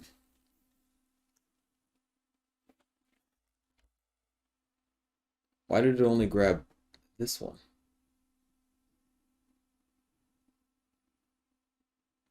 There's... What?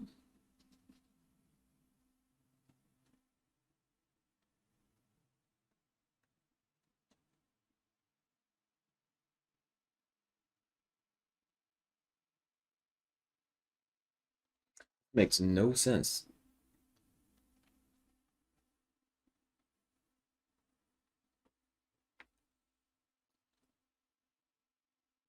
This for loop makes no sense here. All I have to do is just do final user args of C. Because how could it be possible that I send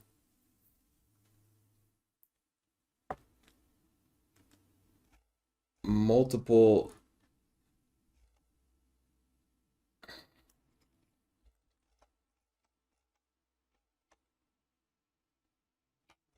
It would be impossible. How could it be like, what that's doing is doing something like this. Because then if I grab x for x in this, wait, what? Why? Wait, what?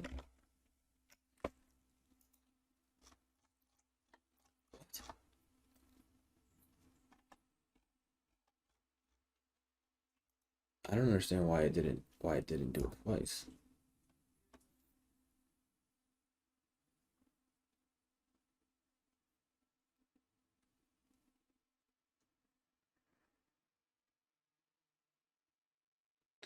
Oh, because okay, the user arguments, because of the stash, if I have to send 5 of them, there's going to be 5 different things, and so I need to grab each one and grab the first one of those 5. And then that's the indicator tuple. Okay, that makes sense. Never mind. So that means over here,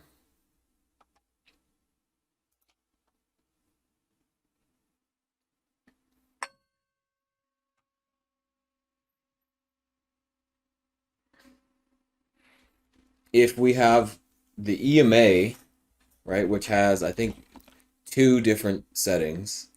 You have your EMA length, and then you have your EMA type. So we would need, yeah, we would have to do the same thing. We'd have to do a for loop and a for loop and a for loop. So for this, for this, for this, for this, for this.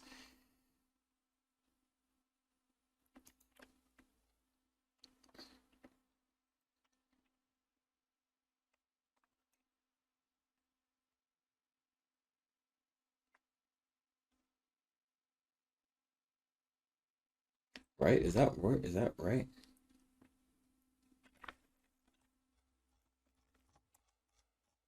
Because over here,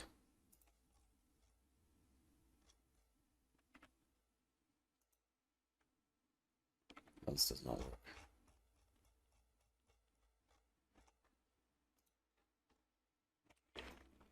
So here, uh,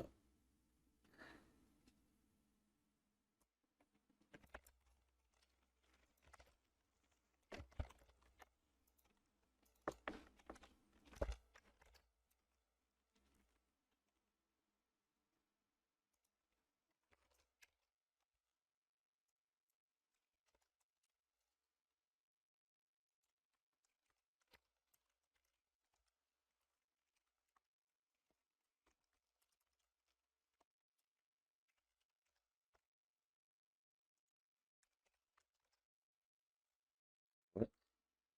You cannot have lists of arguments that have multiple parameters without doing combos or chart or card product. Okay. So when we send this,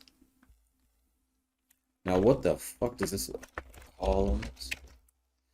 So this is 50, 0, 100, 0. So how do we get that over here? So if we're here and we have this list of indicator settings, which is exactly this over here.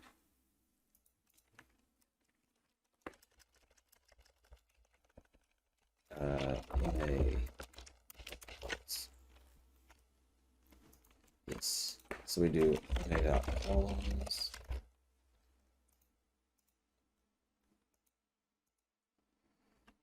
Okay.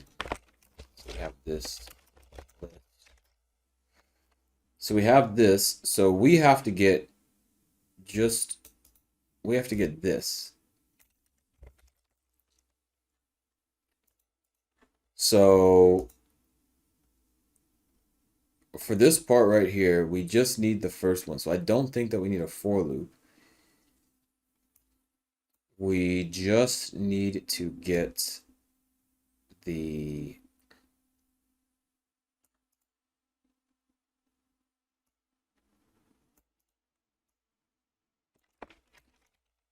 we just need this.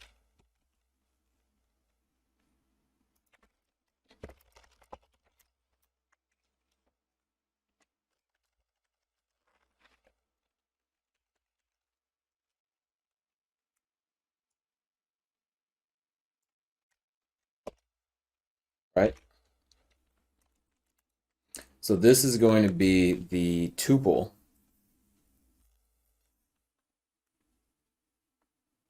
And then we also are going to need the names.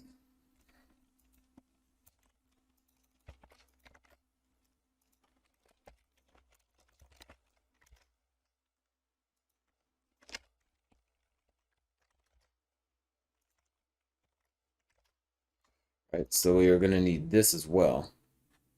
All right, so I don't know when that comes into play yet. So I don't think that we need this until we get down to here somewhere.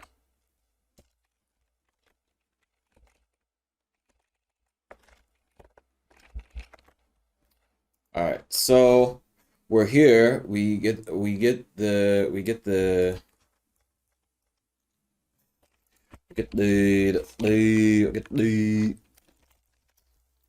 so let's pretend we're here. We get this 50.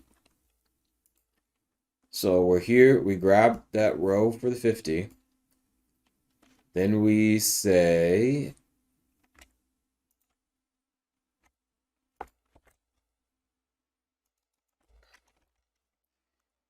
if in names key equals price, then we send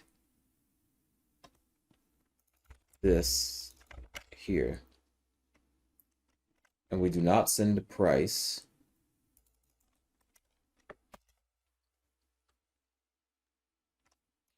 It's here, and we do not send a price. Because we're not working with prices. Okay.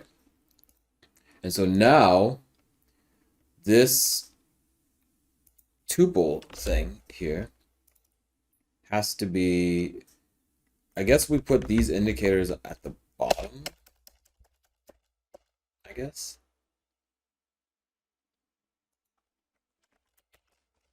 Less this. So we would have RSI.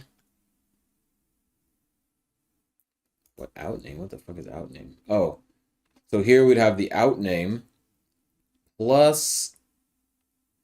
Why do we have the out name here?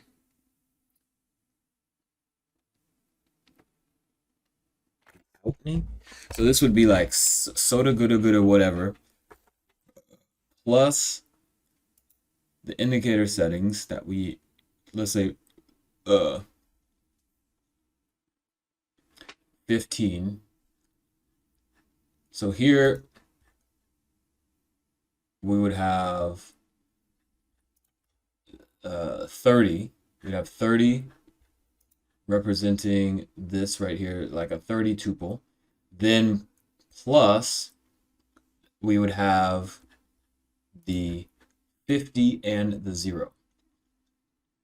So we'd have the name of the thing, 30, 50, and 0. Okay. I don't know why I have to have that comment at the end, but I guess I do. So we'll do the same thing here, I guess.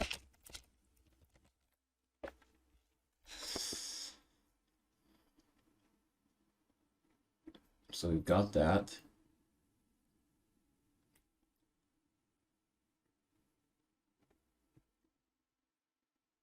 What? Oh, there is no if that's the price. We don't have to do price. Huh? We don't have to do anything with prices. So, since we're not dealing with price, the final array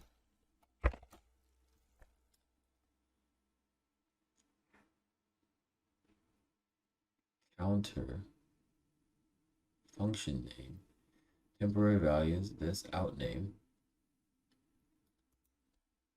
Then we do this. And then there is no else because there's no prices. And then there's no else here because there's no prices.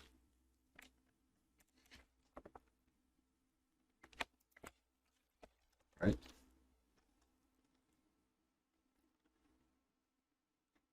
So we, oh yeah.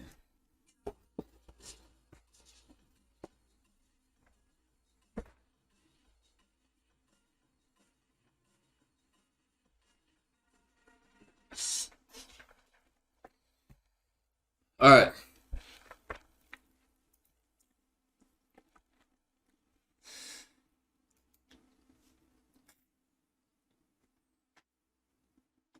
So we are inside this column. So we're here. We run through, we get the user indicator values, which is stupid because we don't need to do that. We just put them here.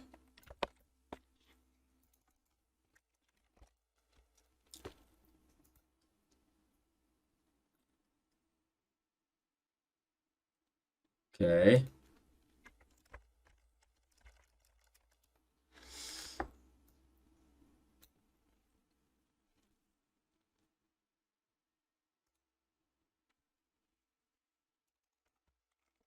So we get the counter.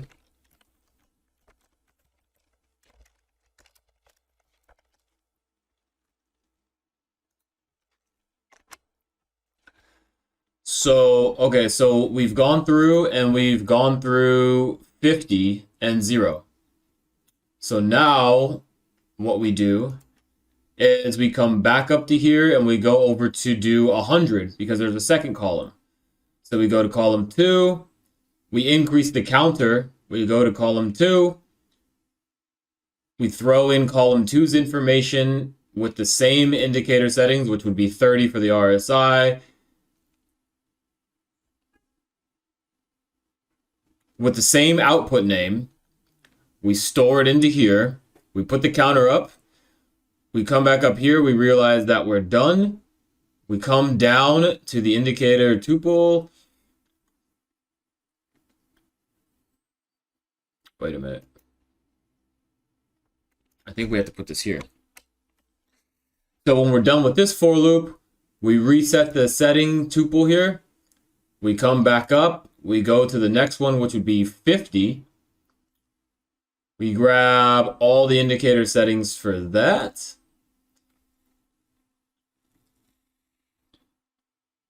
Well, which would be 50, 40, whatever. I don't know. If it was a stash, it'd be multiples, right? Then we put all that stuff into here. Then we come into here and we go back to 50 for the moving average. We're at counter 2 here. We are we grab this. What?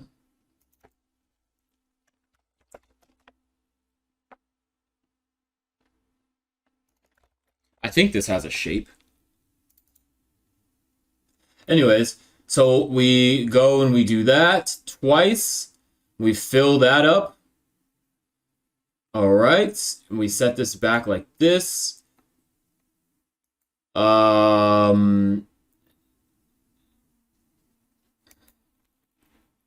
What?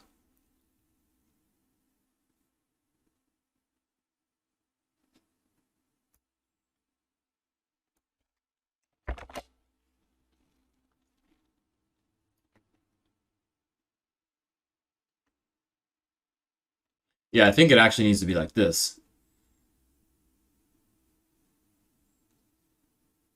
Right?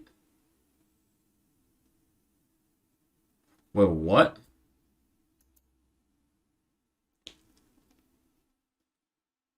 Okay, so maybe so let's start. So we have one out name, which is real for the RSI.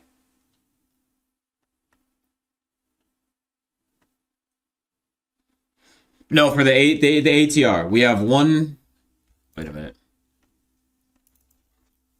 Let's do this. ATR indicator. Moving average indicator.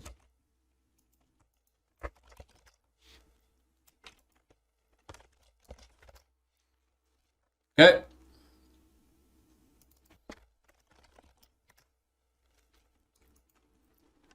So we got the ATR 30 and 50. I don't know what it gives off, right? So we're here. We've got one output name, which is real. We've got C, which is the indicator length, which is, I said 30 and 50, so we have a length of 2. So we're going to come in here. We're going to grab, if it's a stosh, we're going to grab all of them from the first thing, right, which is this. So we're going to grab, if this was a stosh, we'd grab all the things from the first one. We're grabbing that for X in final args. X and C.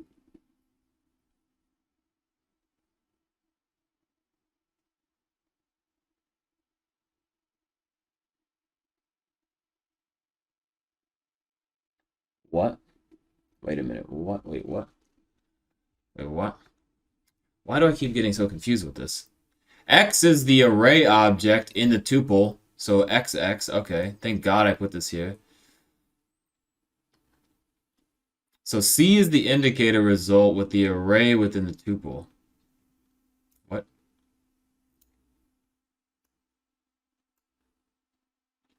X is the array object in the tuple. So for X in this,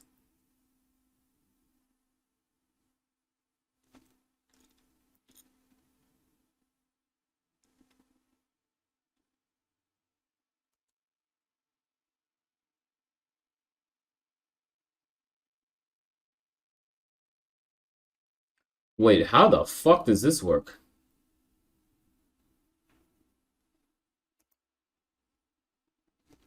Oh, so it's a blank tuple. Oh, okay, and then we're going to go and add each one of these things to the tuple. Okay, that makes sense. So we're going to go into this X, turn it into an int or a float, go into this X, turn it into an int or a float, go to this X, turn it into int or a float. Okay. So we grab that first thing. Okay, that makes sense. So then, yes, after this is done, then we come into this for loop and we do each one of these. Then we reset the tuple. We come back up to here, go to the next one, which would be 50. We get all of the, well, this here would be giving us the 50, right? Okay, let's turn this to 40. It's a little bit easier to understand. So this would give us the 40 on the ATR. So we've already just done the 30. So here we get the 30. And then down here we get the 50 of the moving average, and then we get the 100 of the moving average, all on the 30 of the ATR. Then we come back up to here. We go to the 40 of the ATR, and we get that information here. Then we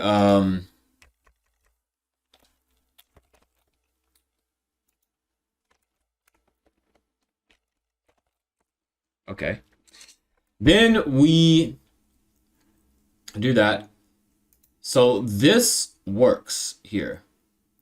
So if the length of output names is greater than 1,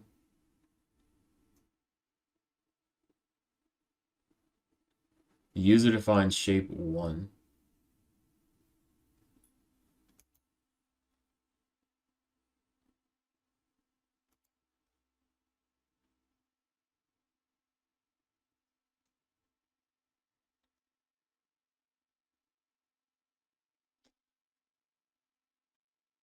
I just need to do this once.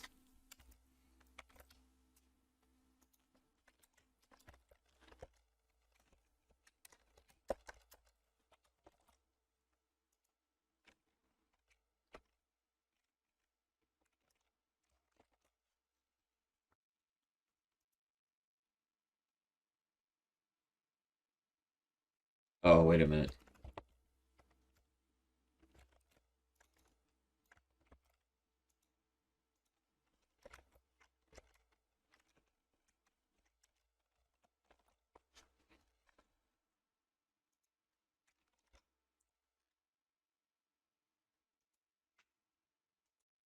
Why is this here? So this... Why does this counter like this? What?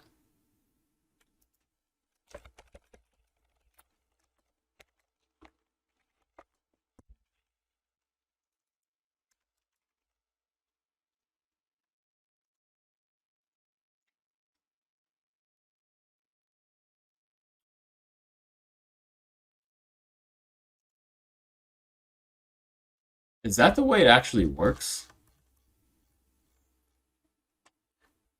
If I go over here and I do...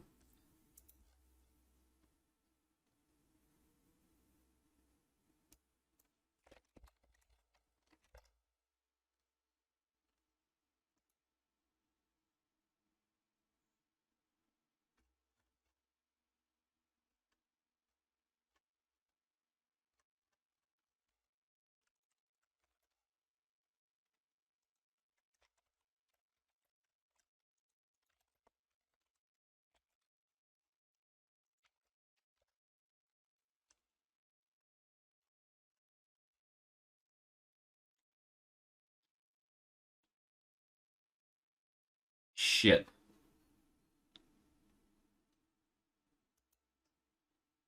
Oh, but that's that. Let's do this.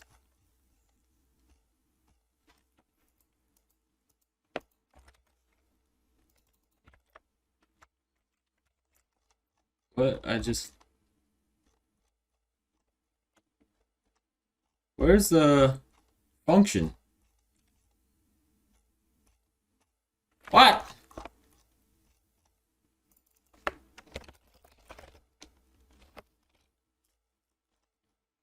What did I say? Stash?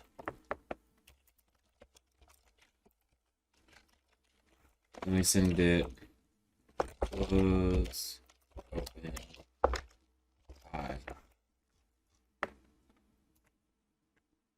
set this.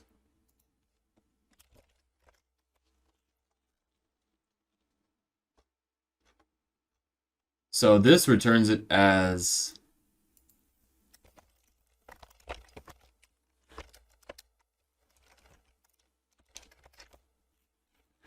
a tuple, and this returns it as a list. Okay, that's good to know. So that means that over here, we don't need this output name. For output name in output names, this is not true.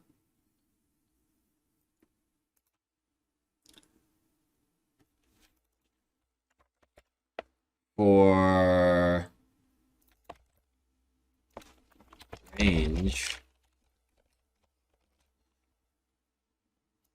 output name count. So we actually need to do this. And then out. Oh. This is the perfect time to do enumerate. Enumerate.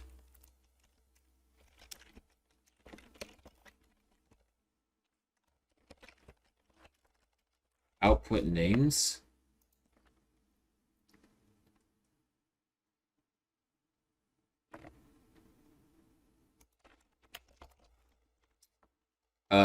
What is this?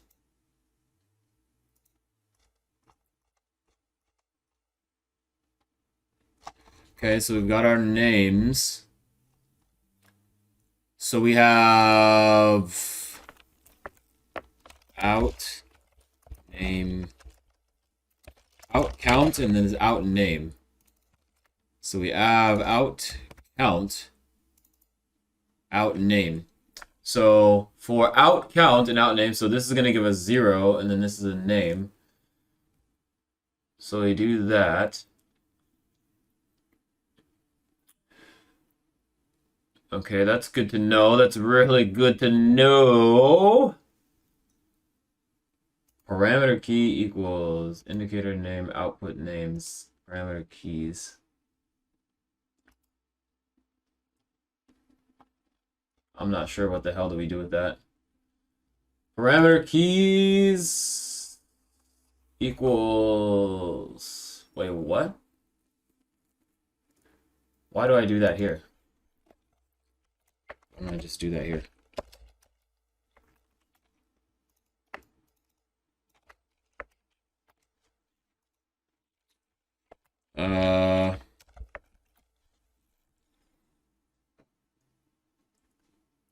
So indicator name plus output names plus parameter keys plus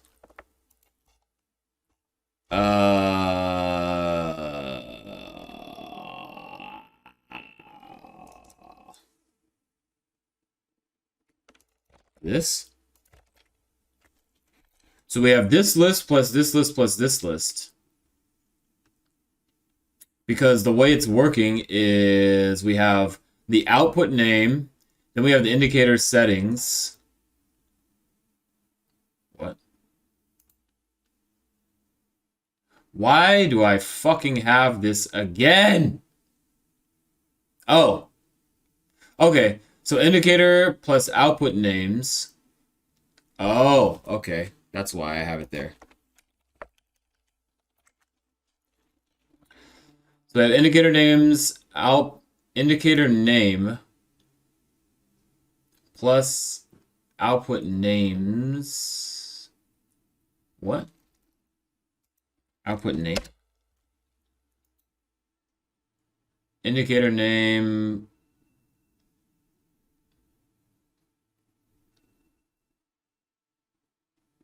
X and indicator parameters. Oh, so this would be, so this would produce RSI time period. But if it was a if it was a stosh, then it would be parameter key, indicator name. So it would be stock slow k plus output name. So slow k output name plus all those indicators plus the user indicator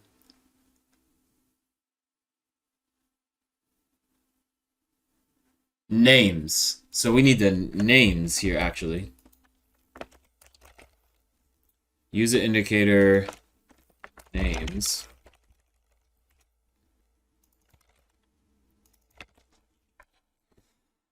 Because what? So this, the settings.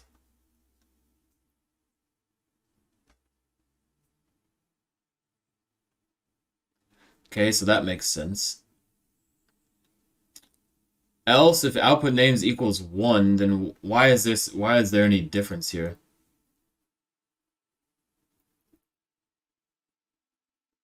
The only difference is I do this.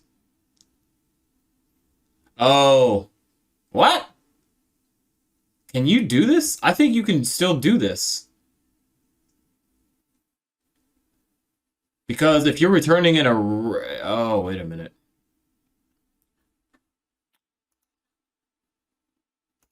Because I think if you're,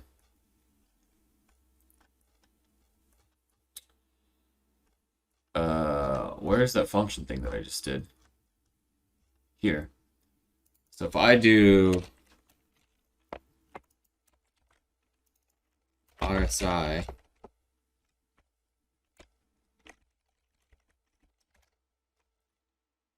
I can't do 0, or else I'll make it the first thing. So that makes sense. So here, we just need to parameter keys.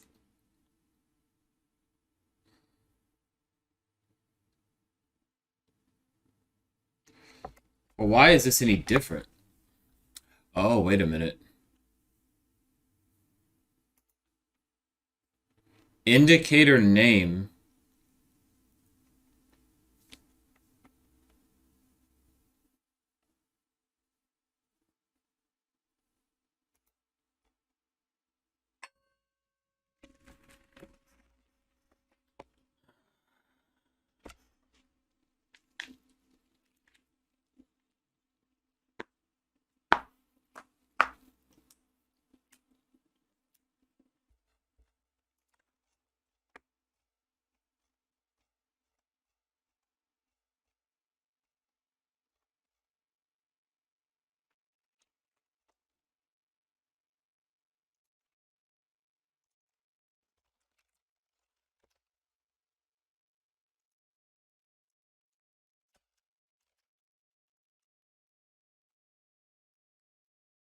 All right, so we have Stosh output names this.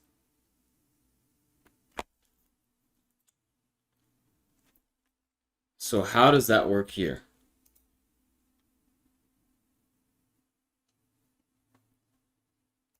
Indicator name, output names. Indicator name, output names.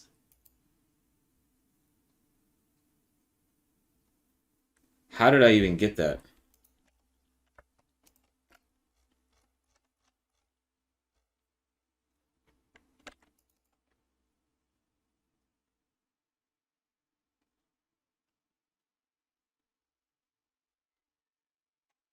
That's all I did over here.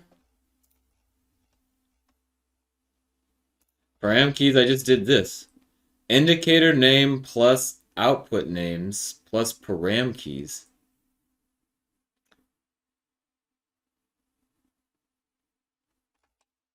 Is indicator name a list? Oh, it is a list. So indicator name. What is this?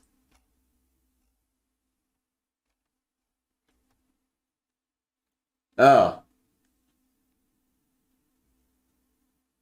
Wait, that's the name of the indicator. So that's Stosh plus output names plus parameter keys. The parameters.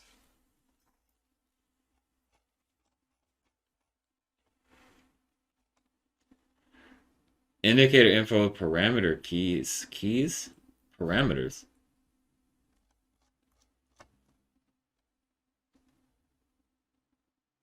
How the fuck is this?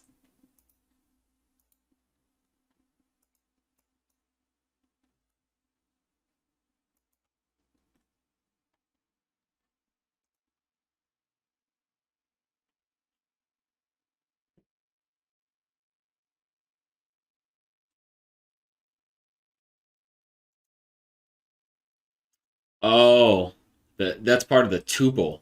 The tuple is the out name. That's how. So here, this still works,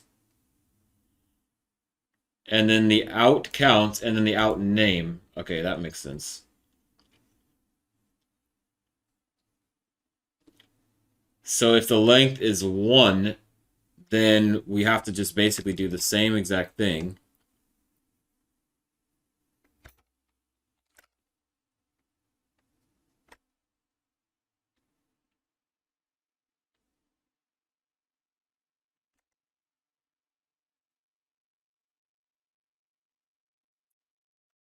Okay, so okay, I see what we have to do.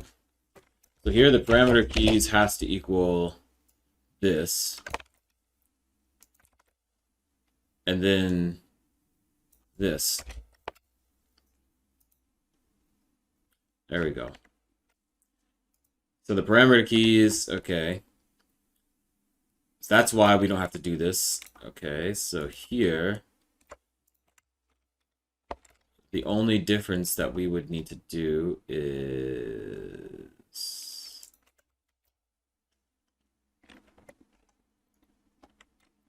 remove this. And we just need the out name.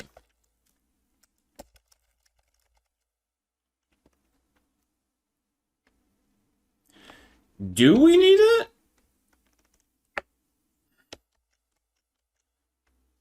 Because if there's only one, we don't even need this for loop. We just need this, right? Because all we need is the name. So if we just did this, and we just did 0, right?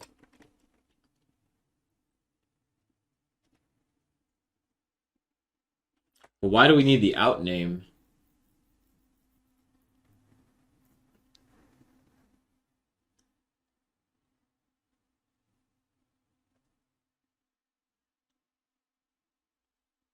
What is the name?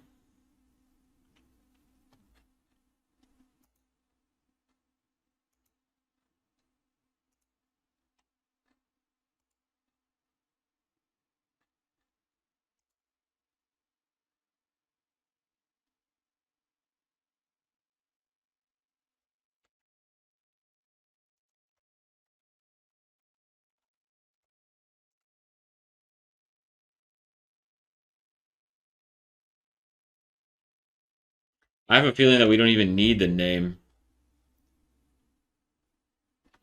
Yeah, so if the output name length is 1, then we don't even send the name.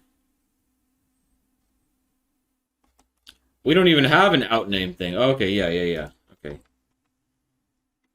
So here,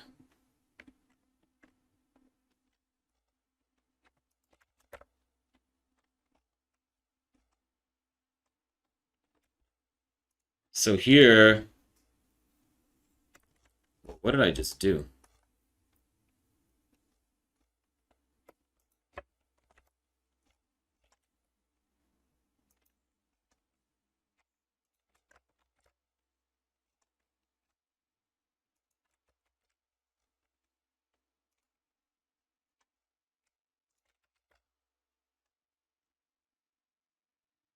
Right?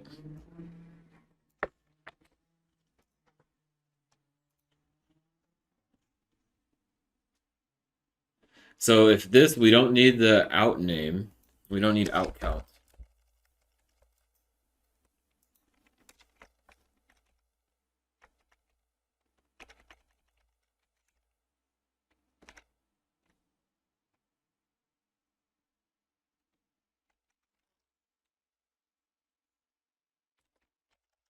Wait, what?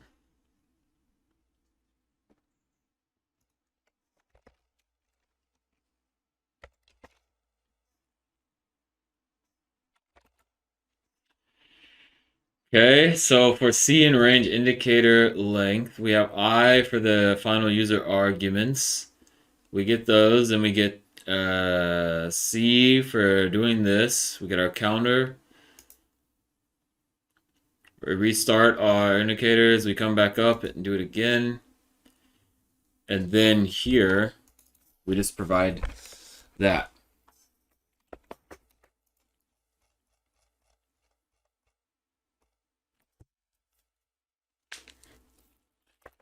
All right. So, since we're testing, I guess I have no choice but to so we have our final array. We've got our this. This makes sense. The parameter keys make sense as well.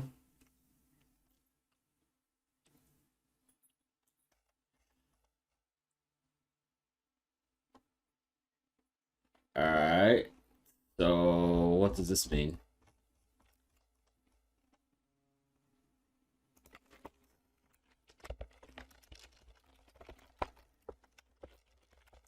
So this is testing lib.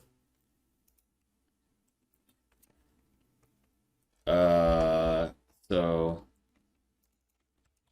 we need to do exactly what he's talking about doing. This. So we need the ATR.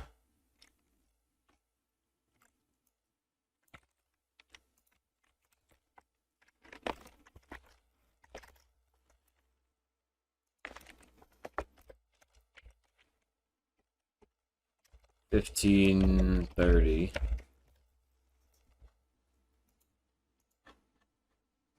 We got that. So now what we need to be able to do is to take this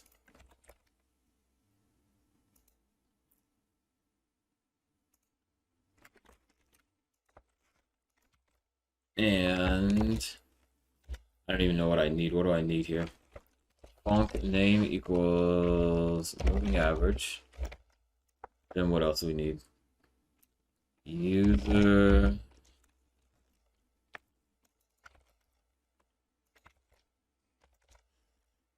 Then we need combos equals true. Then we need time period. Time what? Time period equals.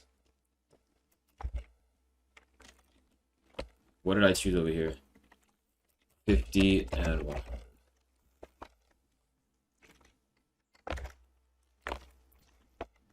The truth value of a data frame is ambiguous.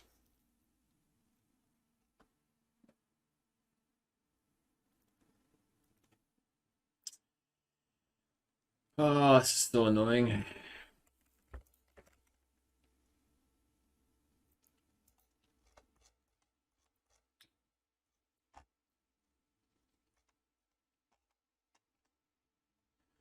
If is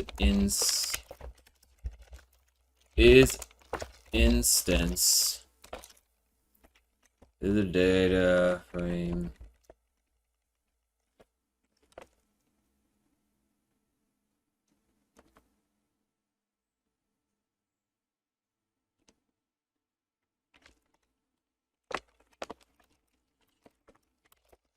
PD and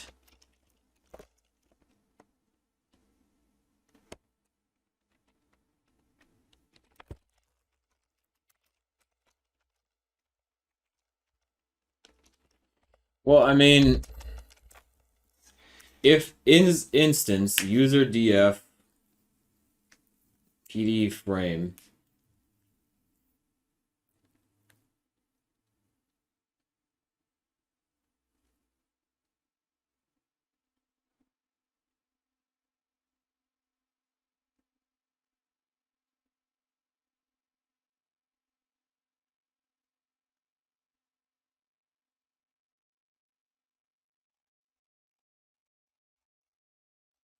I wonder if I would have to say something like optional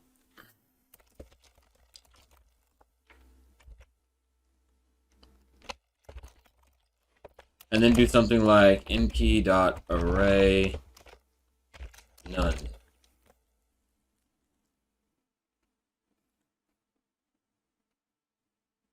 Right? And then that way I can just come down here and say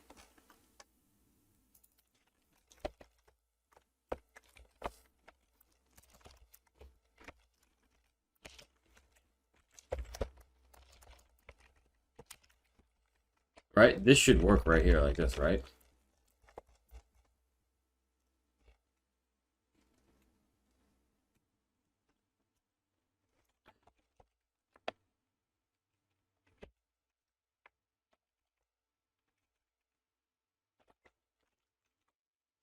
Uh,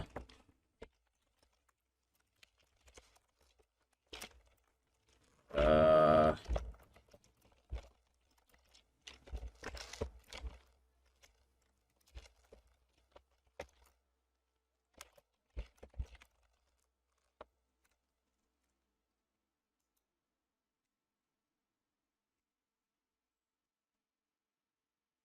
how is this not closed?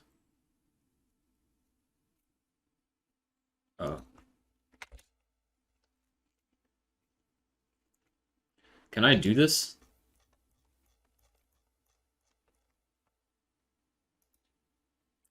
Optional is not defined. What do you mean? Oh.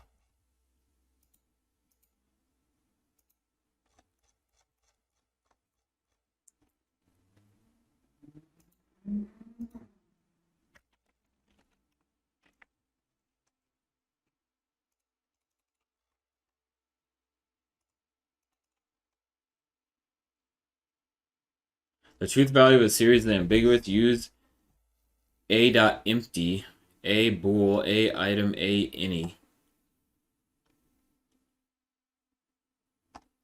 I did do that.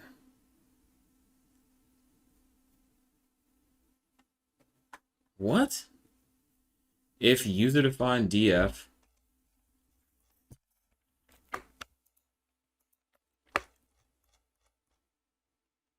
if user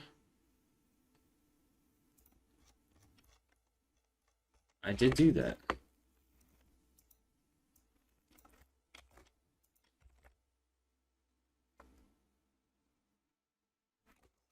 What is this thing talking about?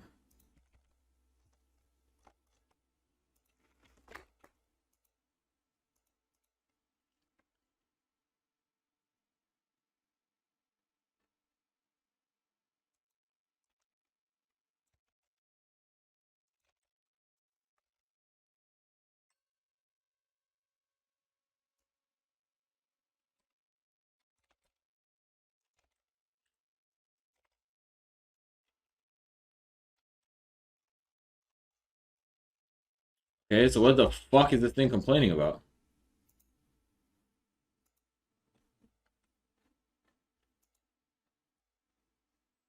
The truth value of a series is ambiguous. Use empty.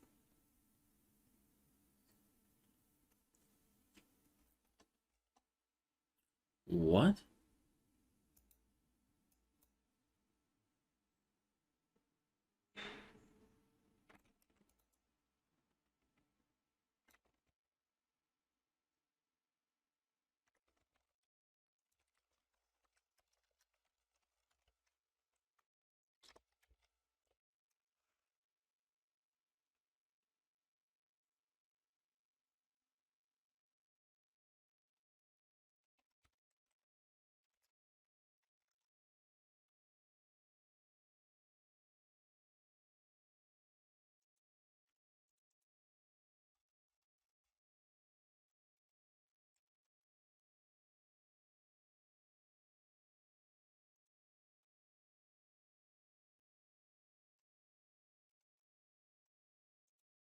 What is this thing talking about here?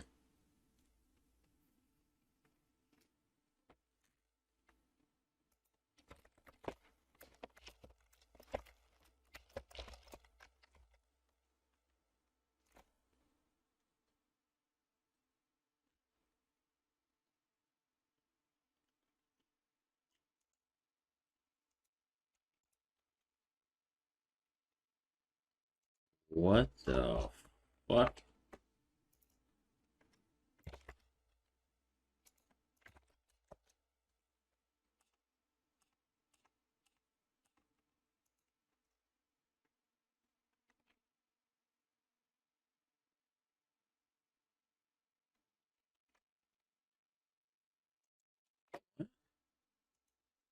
Use the or statement. df equals.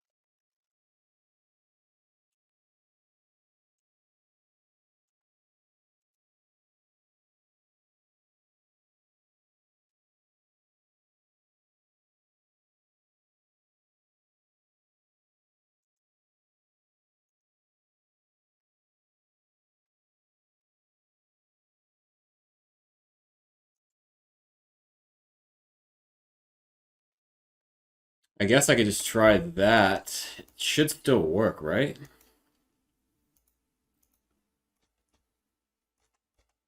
Even though I don't feel like it's the same thing. If df is not none. Is that the way this works?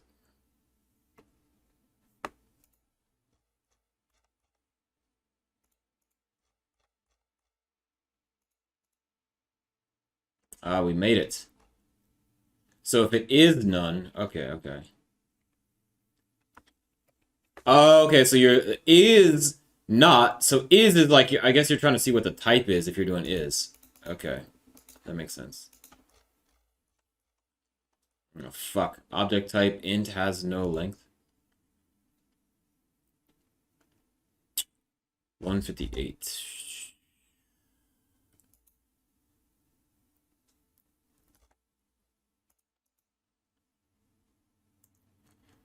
Object type int has no length.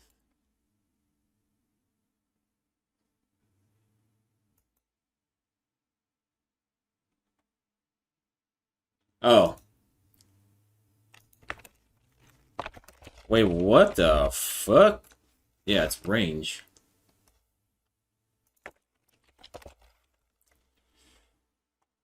Alright. So restart that.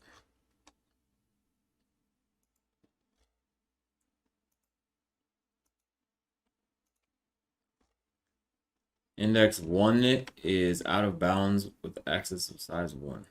153. 153. What?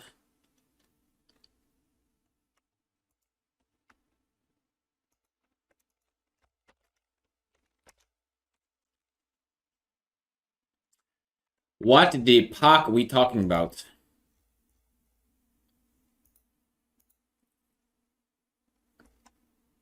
One 53.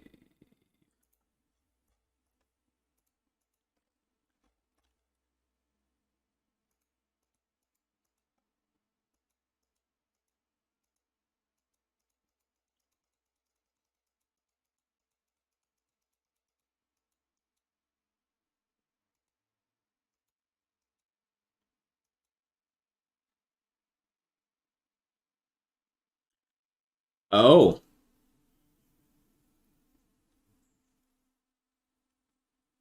What? Why didn't you do the combos? What?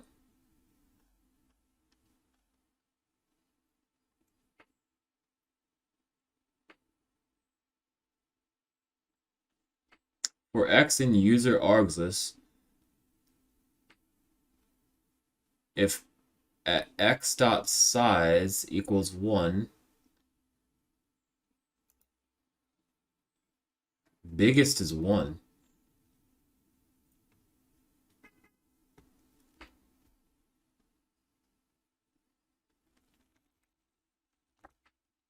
What? If x dot size equals 1, wait, what?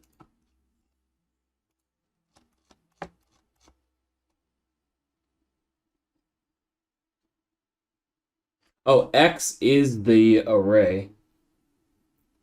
To biggest, why is biggest only 1?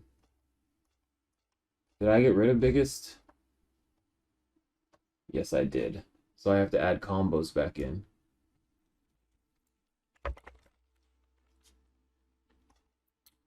So if is instance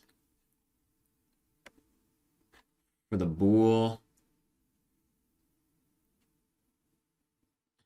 else if is instance,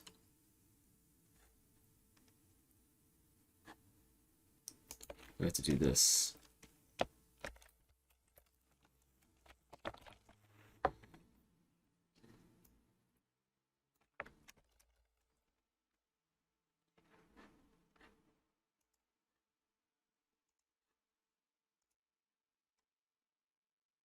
Oh, wait a minute. That's for the quarks.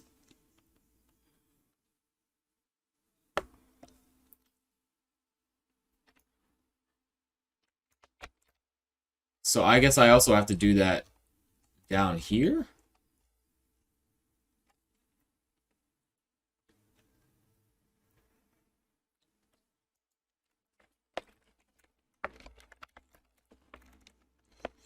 Then I have to do something for...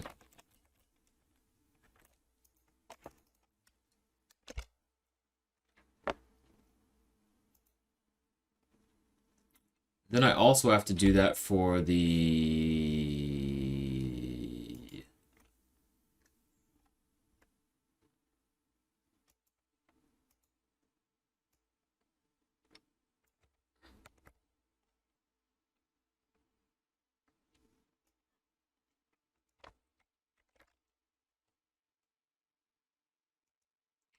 I guess here I'd have to do... I'd have to do something similar. Oh, fuck! Because if I'd have to do the Cartesian product... Oh, man.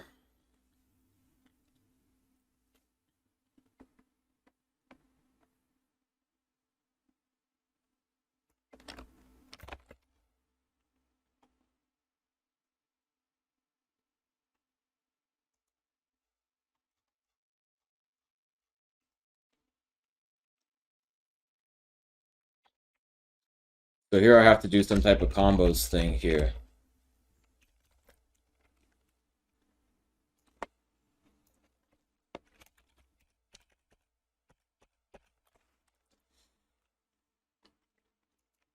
So I have to say...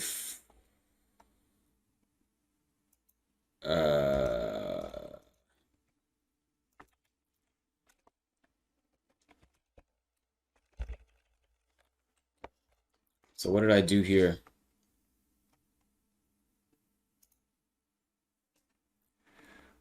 For...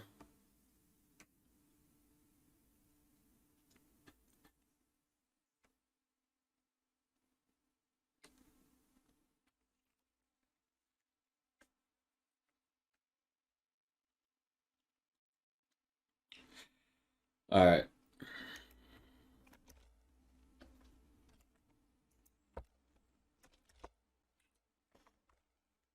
So I have to do a...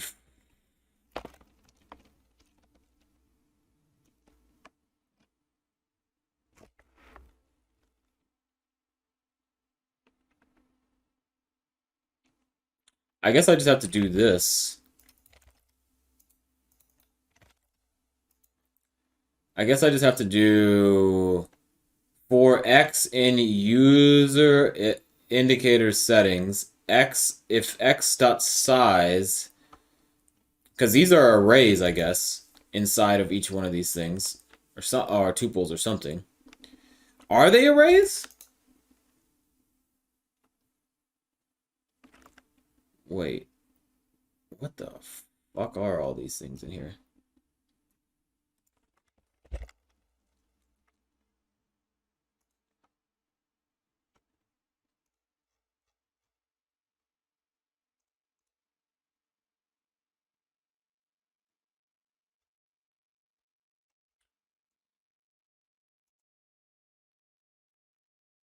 This is a list of tuples. Can a tuple have a size?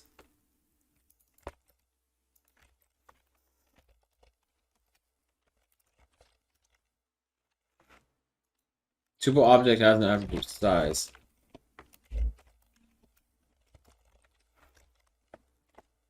Tuple object has no length.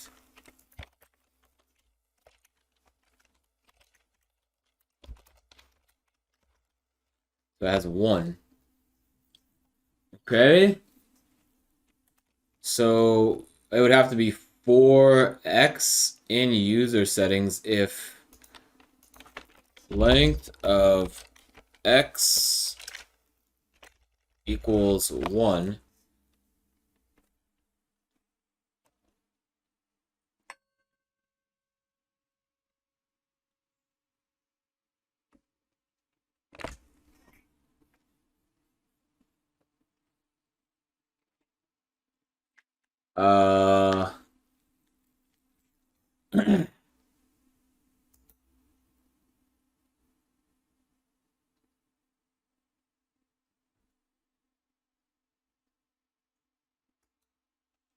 I think I have to do np dot array.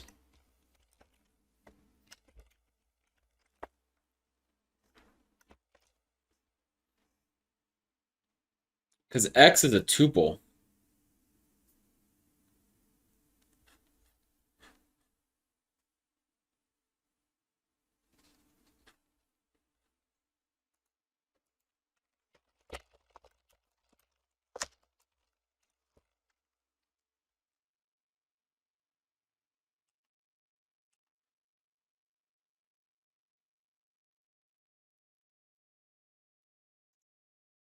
As array. So I guess input data in any form and it can convert it. This includes list of tuples.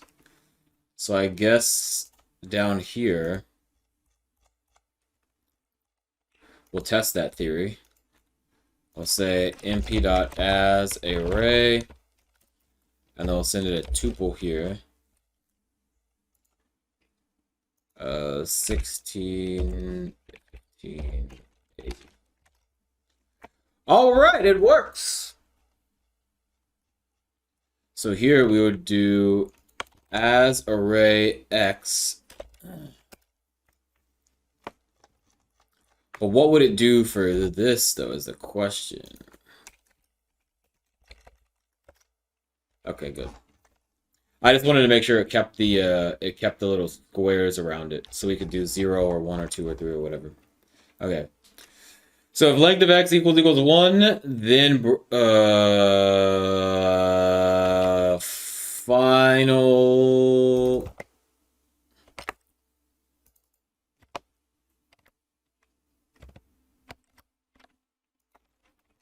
final this biggest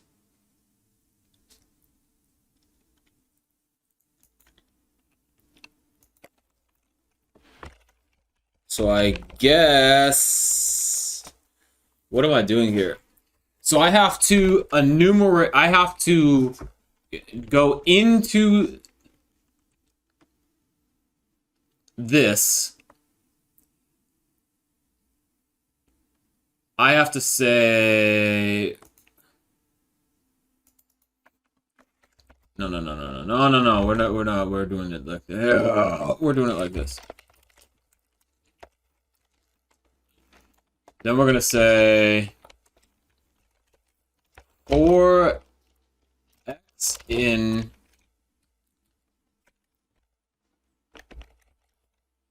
this, if biggest equals length of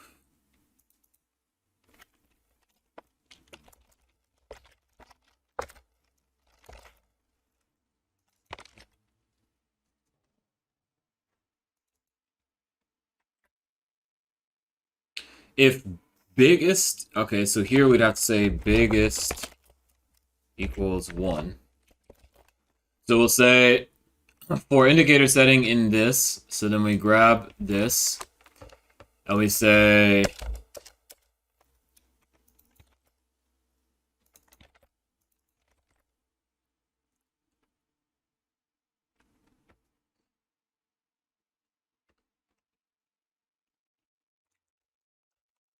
if biggest equals 1 and length is greater than 1, then we do this.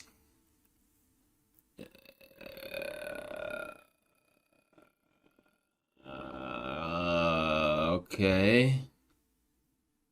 I don't think that we need this part right here, because everything should be fine. There's not going to be any possible errors. So we'll have biggest equals 1, indicator settings in list of this. So then we'll go biggest and length of settings is greater than 1, then biggest equals this. Then we come into here, and then we do this. Then we say for x in user indicators.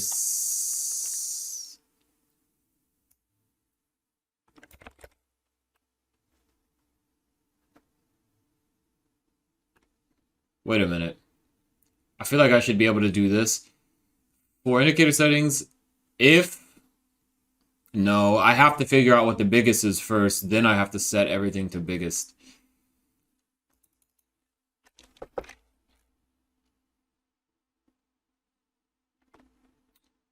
And then we say...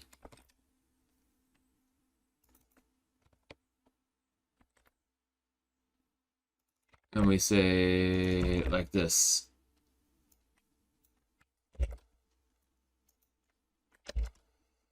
So if user is not none, then we have to come in here. Oh my god. Then we have to also say if combos no. Because even if there is no combos, we still need to do something like that.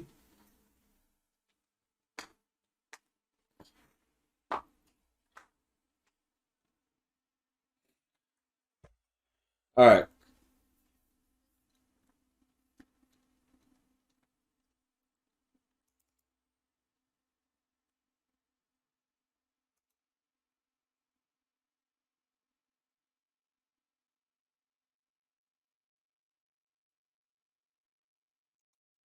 Oh no, it's fine now. It's fine. Everything is fine now.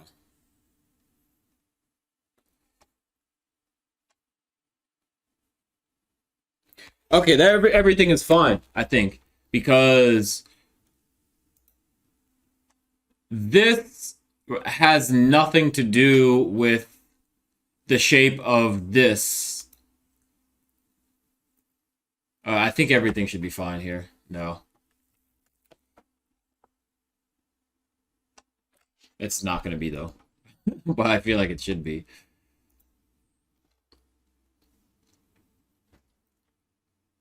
Tuple index out of range, 182.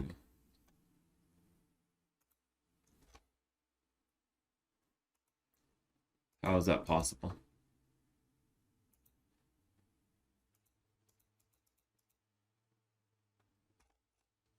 So the user indicator settings is empty. Because why is it empty?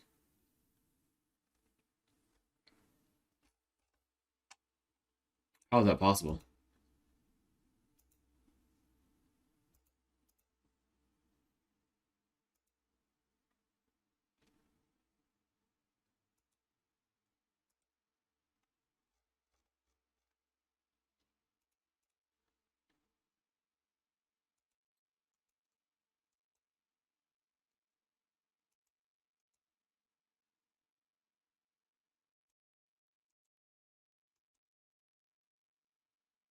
Wait, what?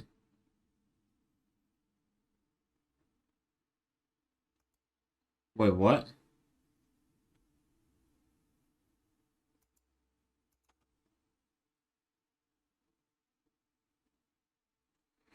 Holy shit!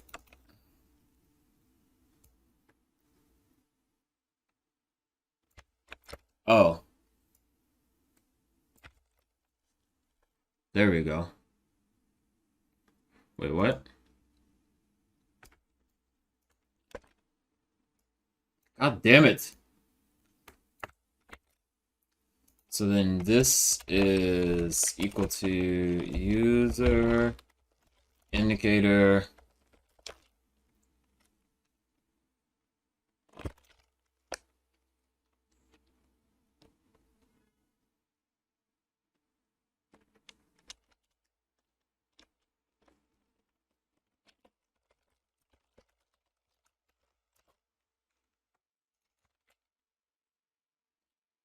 user indicator settings OG list.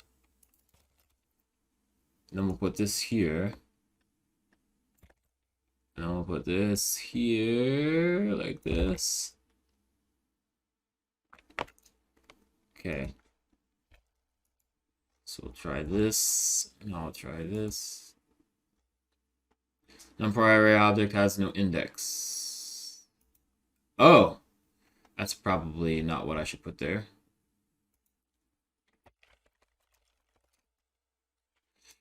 Probably should not put that there.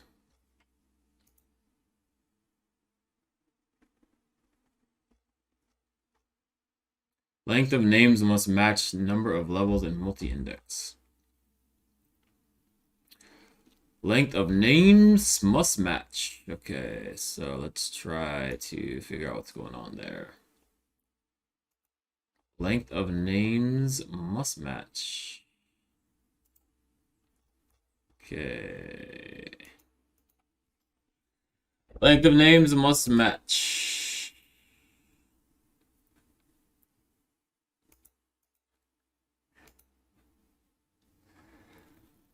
MA time period, MA type, ATR time period. Okay, what's wrong with that?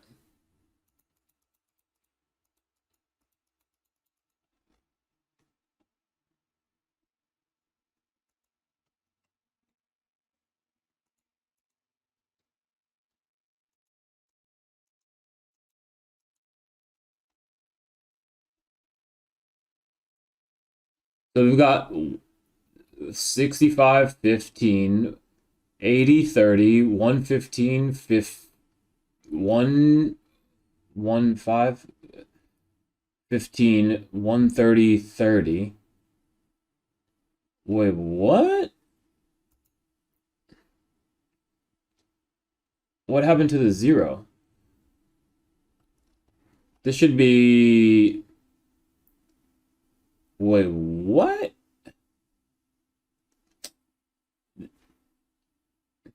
If it's MA time period, so the MA time period needs to be 50.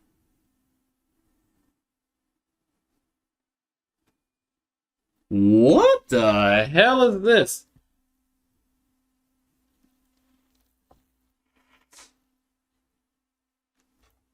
What?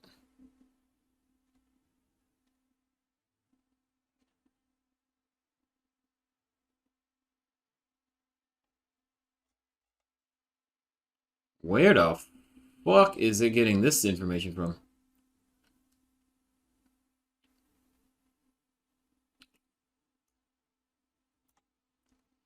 Okay.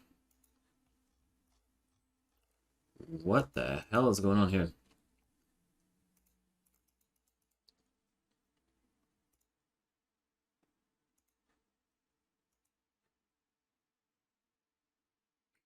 $15 and $30.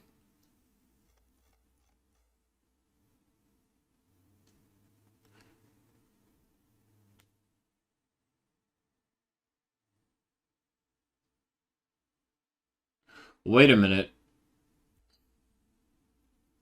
I'm trying to put an EMA on the ATR.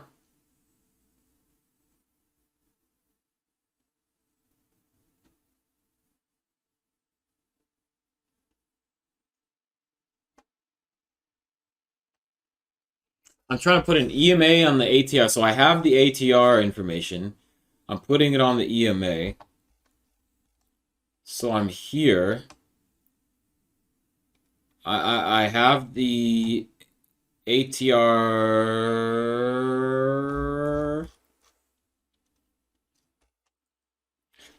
15 and 30.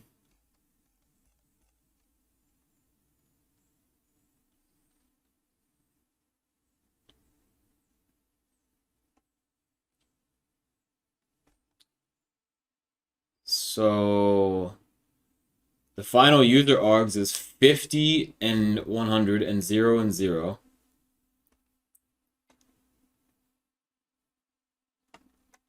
I guess this works.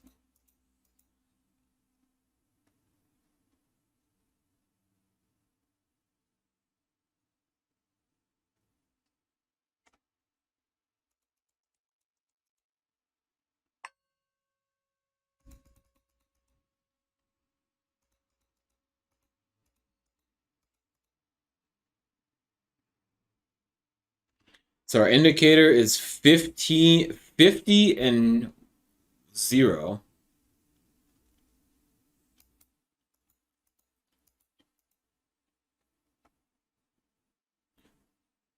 So we sent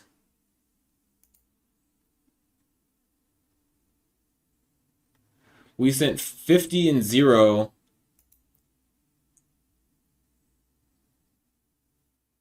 to the moving average. And we sent these values. Oh, of column 1. So now what we're doing is we're taking this, which is 50 and 0, adding it to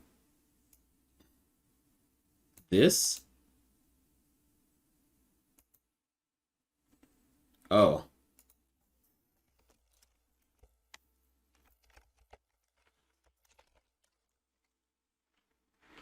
But does it need to be a tuple, or does it?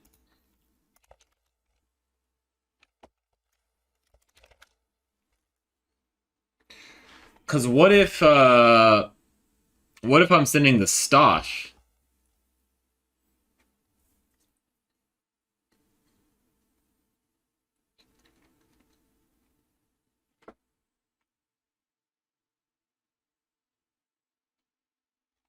I guess it has to be like that.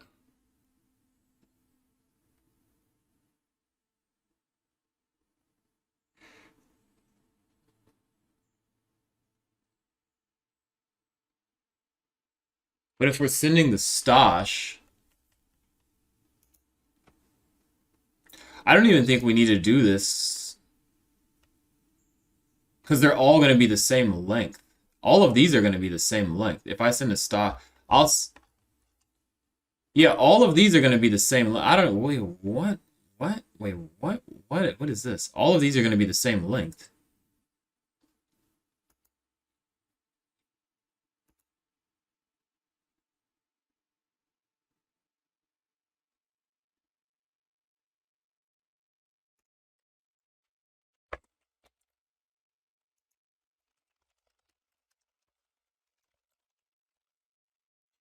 All of these are.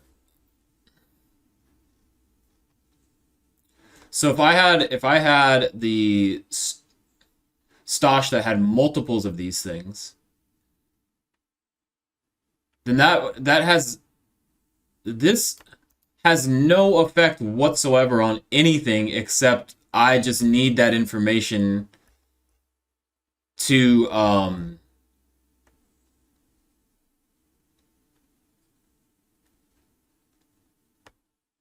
I just need that information to add it to here. So I don't need any of this shit.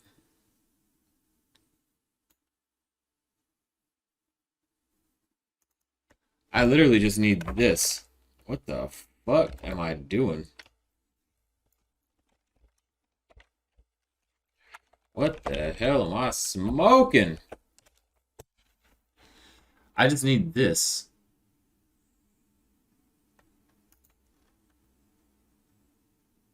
and then I'll grab this. But it'll already be a tuple. This will already be a tuple, though. So that's why I don't need this. Right? This will already be a tuple.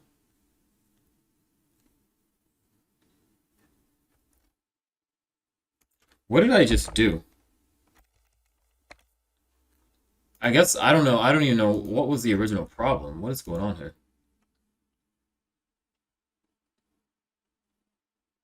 Now, the only question is, do I put the ATR up here? I guess it doesn't matter. So this is the ATR. So with a moving average of 50. I don't know how to order these, but it works.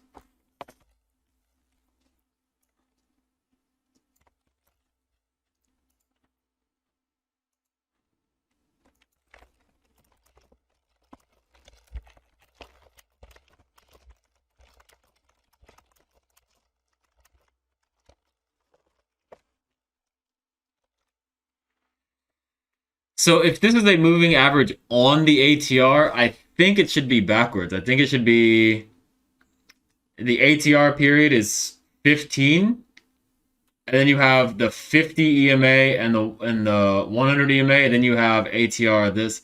I think it should be like that. Because it shouldn't be the 50, right? I think it should just read like that.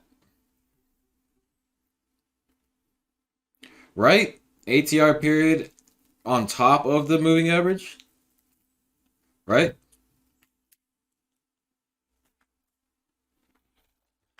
ATR period on top of the moving average.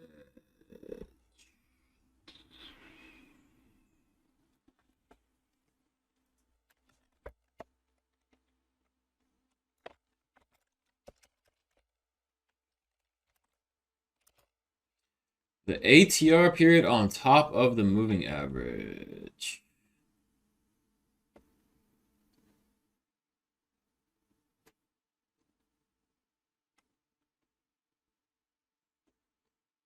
And I think this is just a reporting thing. I don't have to.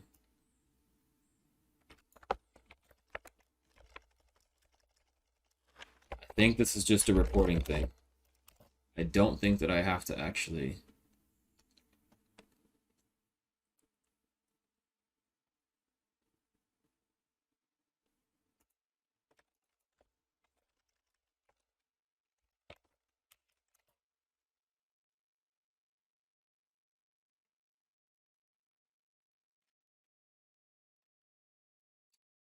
I think this is just a reporting thing.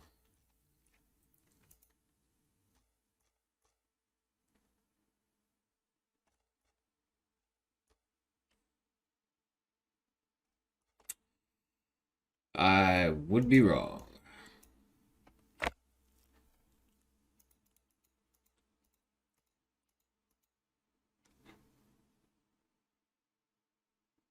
$15 and $30.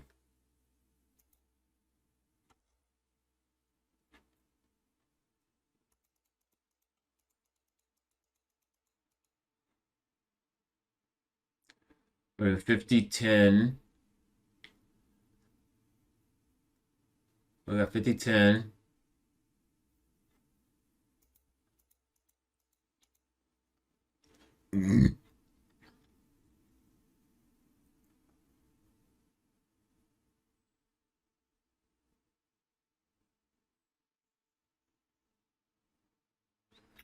So we got 15, 50, and 0.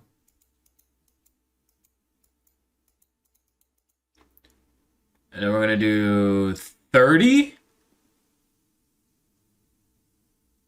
30, 50, and 0.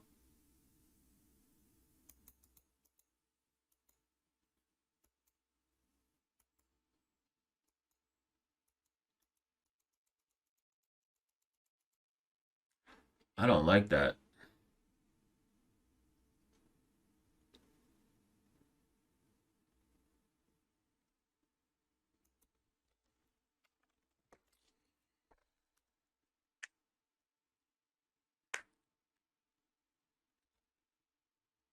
Man.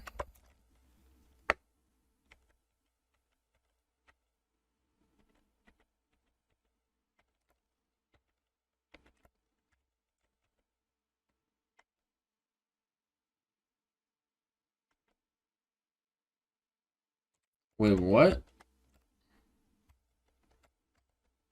Is that what the problem was?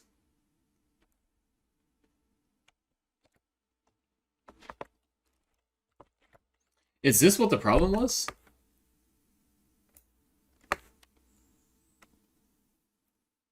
But why does it have to be? I'm grabbing the 0, which is a tuple. That's the thing that I don't understand. Whatever.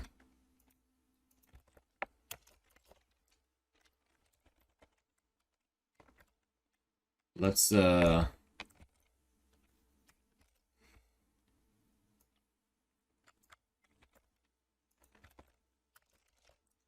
try a little bit of trickery here, shall we? Let's see here.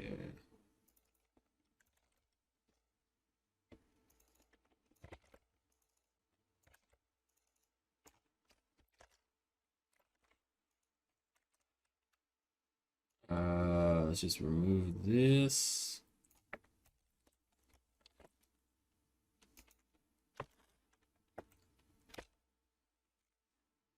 Wait, what?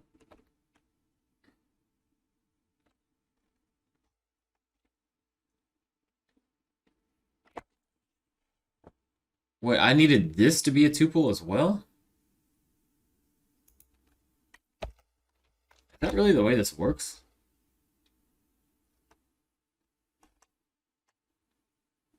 So this is a tuple. This is a tuple. This is already a tuple. But this is a tuple.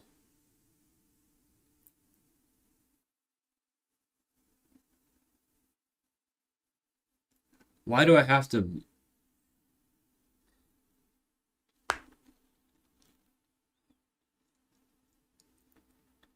Why do I have to add a tuple to a tuple? That makes no sense.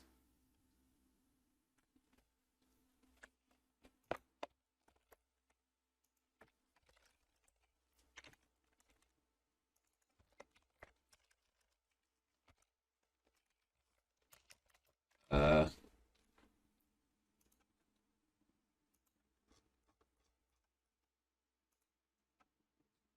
Yeah, what the fuck is this about?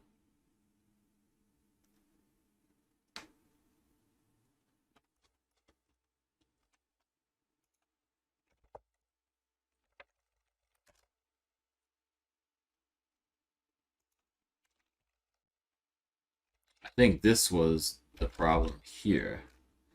This not having this was the problem, actually. Wait, why is it 15, 30, 50, 50? I think it's because I do this. I think it's because of the for loop, the way the for loop is done.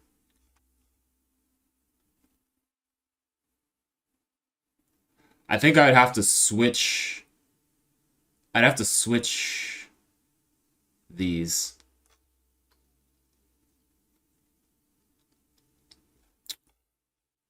I'd have to switch this and do this.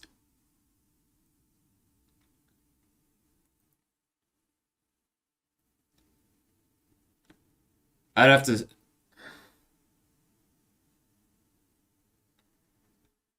And then after I'm done with this, then I would run this. I think I could do that.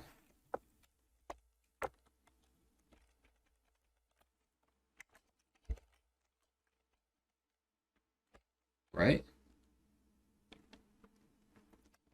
Wait. Oops. So for...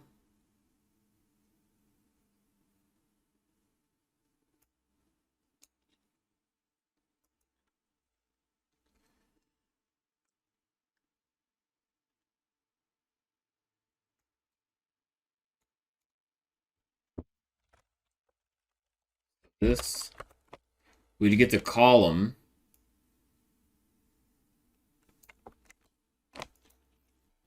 we'd get the column, then we'd get the indicator setting. They would say for this,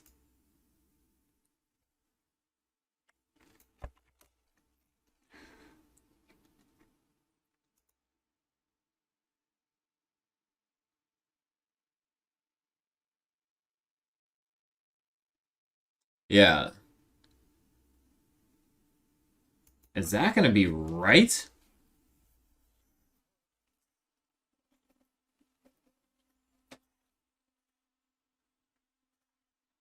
I think that's going to be right. If it's right, then that means that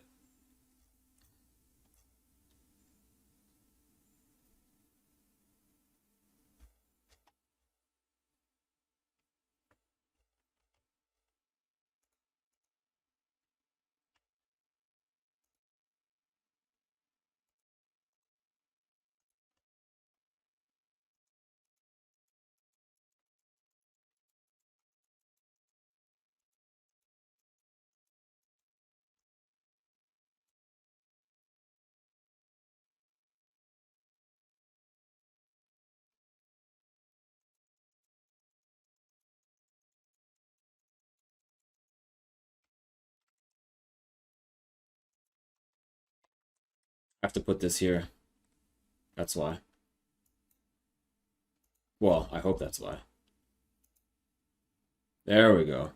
ATR 50, 100, ATR 15.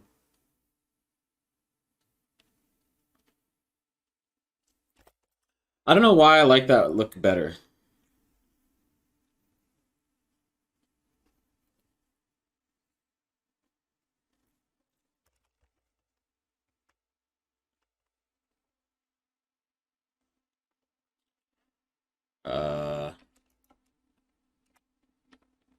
So for this,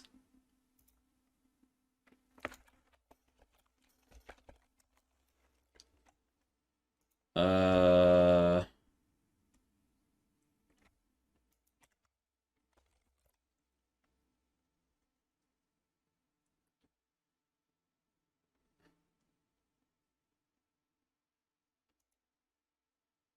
I think I could just, I think I could do it like this.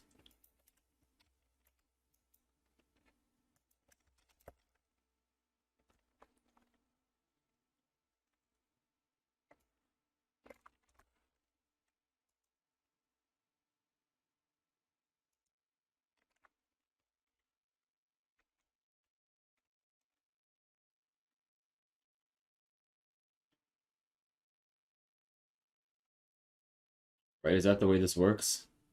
So you come straight down. Oh,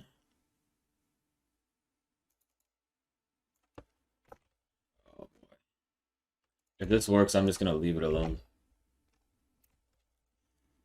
So here we have this out, and we have this. We have this C. We have this X, so we get the indicator settings. We come down, we do the thing. We reset it. We come back up. We do the next indicator settings. We reset it. Then we're done. We come back up to the call. Then we go to the next column.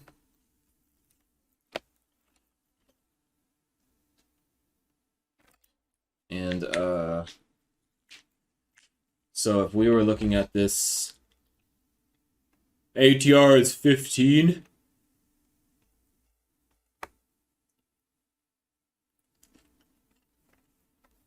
So here we would be grabbing the 15.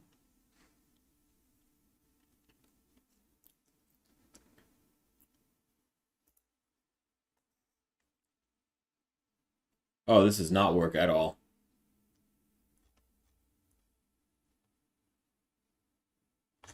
Wait, does it work? No. Does not work because the user, we need to go to the next column, but I don't understand how.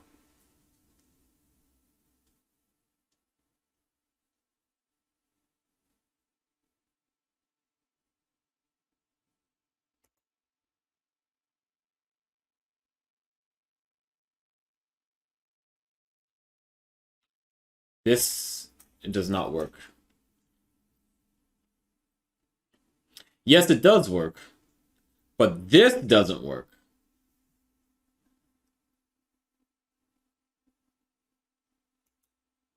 Oh, it does work. The final array is the counter.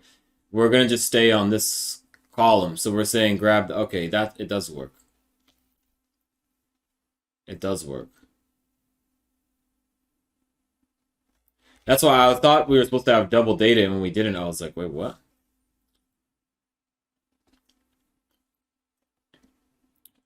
Okay, so this works. So now I have to put this somehow into...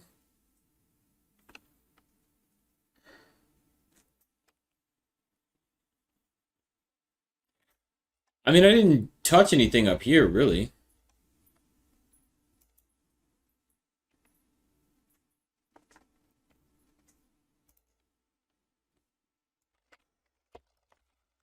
I really didn't touch anything.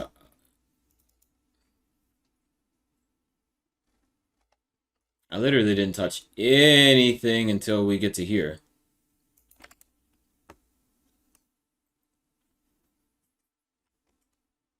So does that mean I can just...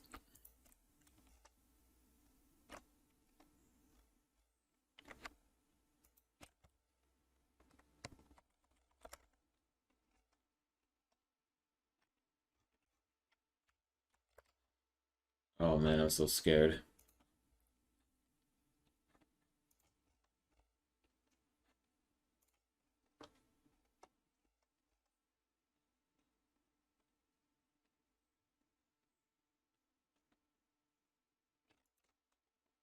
So this whole thing...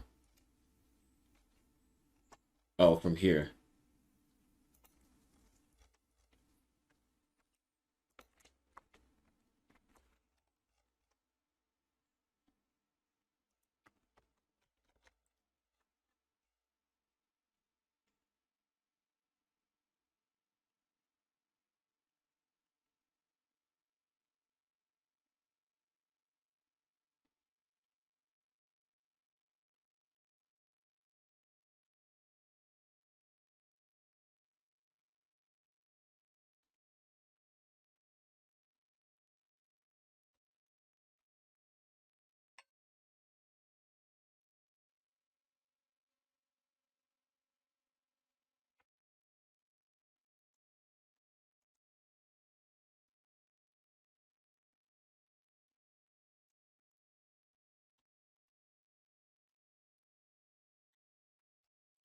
You actually need to have the times one. Why don't I have that over here? Oh. Okay. So this needs to be in here. Oh, shit.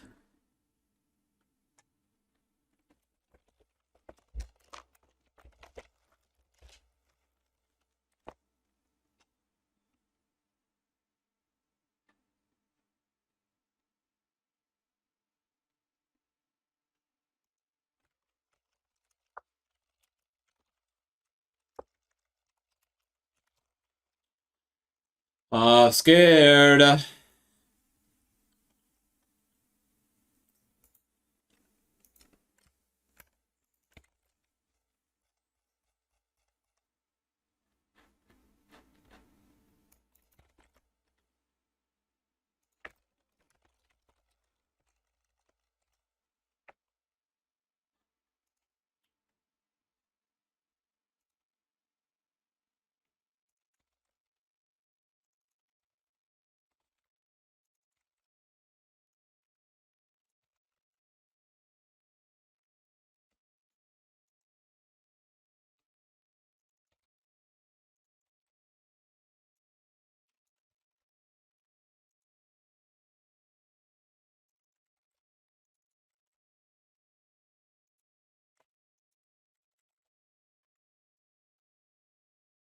This does not work. If all x is none for X in data frame prices. That is not how this works. If all X is none for X in... Okay. So, that's not how this works. If either X is not none. If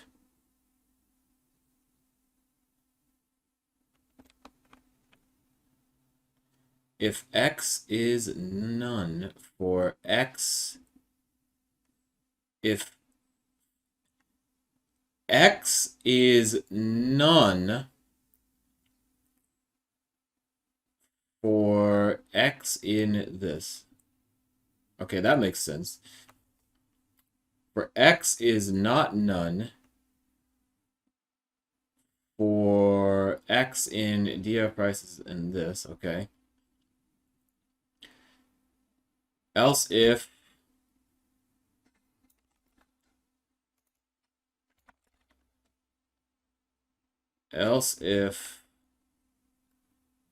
not instance user PD data frame, but it could be none.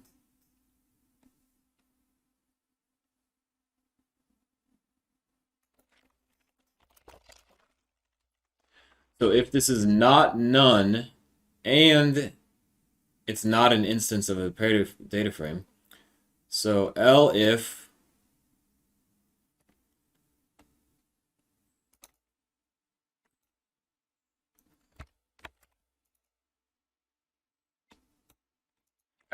if this is a PD frame, then we do this, which is not what I want to do at all.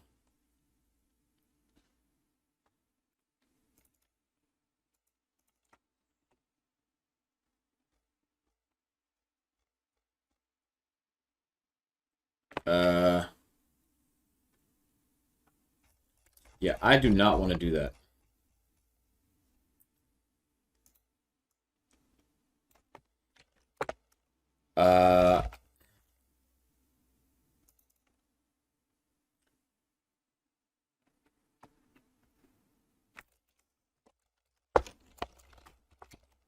Equals dot X else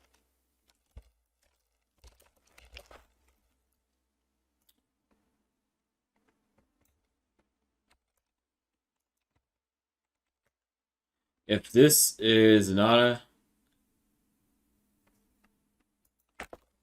or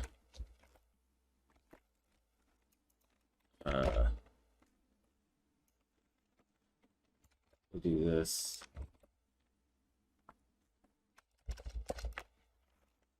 Let's say this.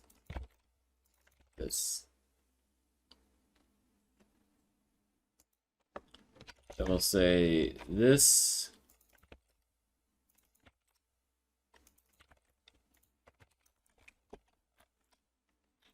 Say this. Then we'll come all the way down here and say PD index.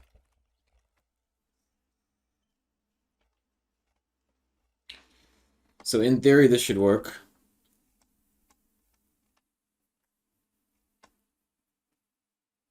Right? So if this is not, if user df is not none, then we do all this stuff. Else, we do this. This is all with data frame stuff. So this is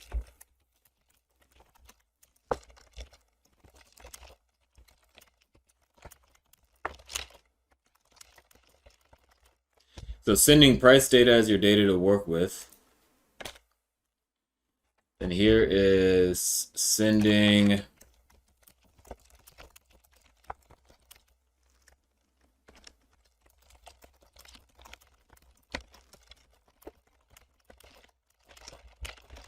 I'm so scared to look through all this and see how absolutely terrible.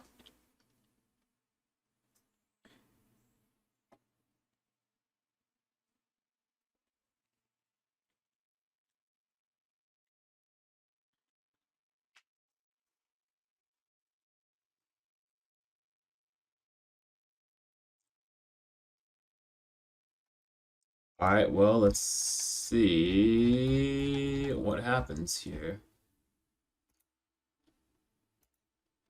What are the errors?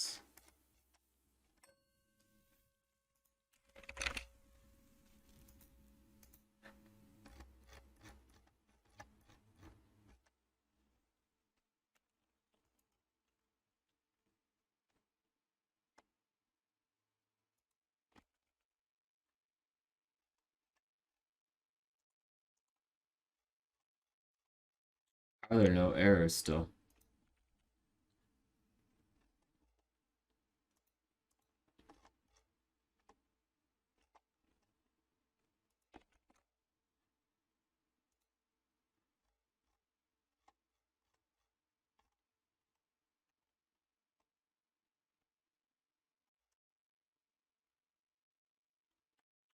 You need to send either a data frame for prices DF or an array of numbers. Whoa, what? That is not correct. You need to send either a data frame of prices or a data frame with indicator value. A data frame with multi-index.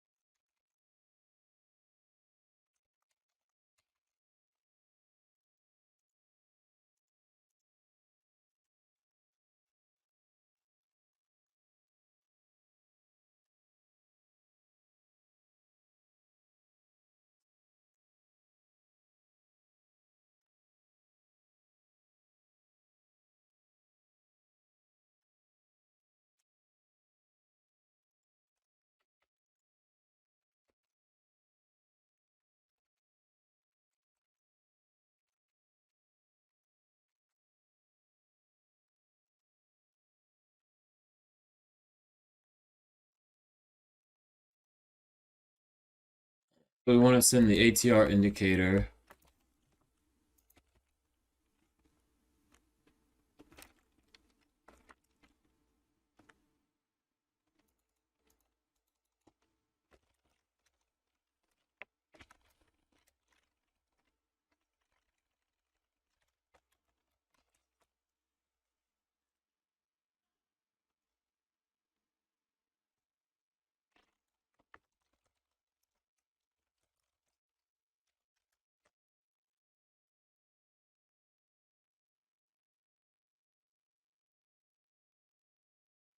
You can't have lists of arguments with indicators that have multiple params. I need to do a better job of saying which one. Oh, wait, no, I don't. Wait, I could say... Well, no. Because here, we're trying the moving average. Well, let's see here.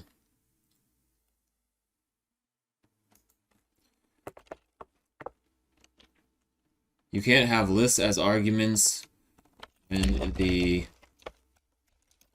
func name requires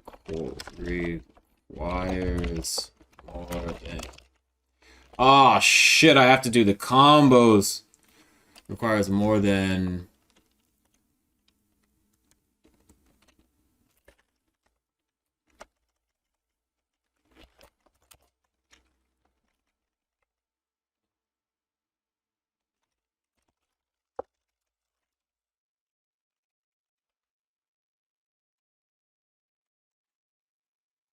So I have to...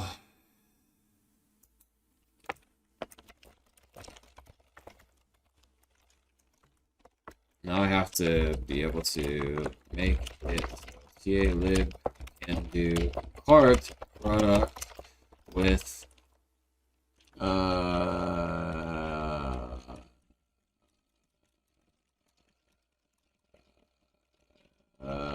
cart product with indicators. So I have to make it so that way talib can do cart product with indicators. So now I have to go in here and do, oh my god.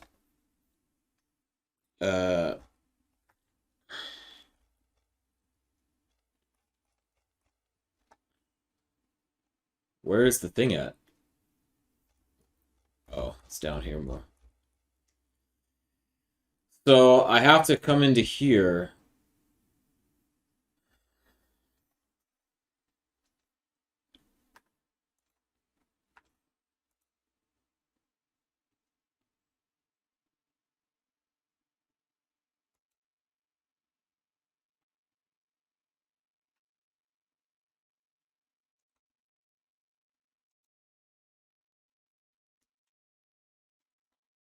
How do I get that information?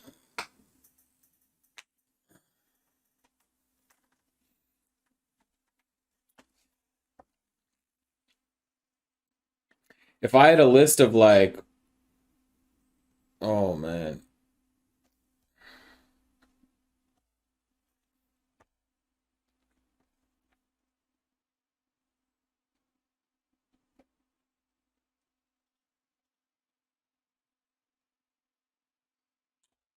Oh, I think I can just get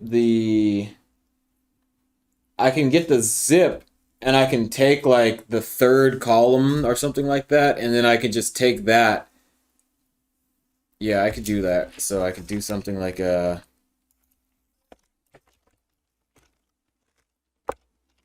send two lists.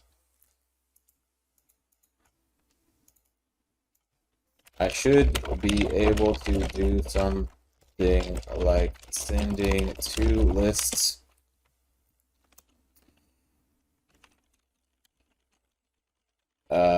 Sending two lists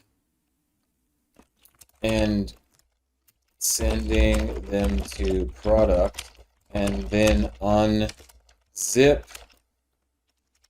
each side and take the side that I need. Something like that. Anyways. That's what I have to work on now. And then also, too, Chad Thackeray has done Plotly Dash already, where he talks about all the stuff Plotly Dash.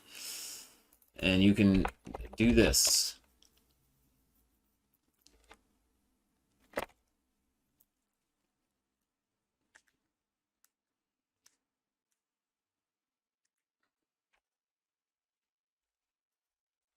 Oh, and he teaches you how to do real time. And you can change these things. So definitely got to watch this because this is basically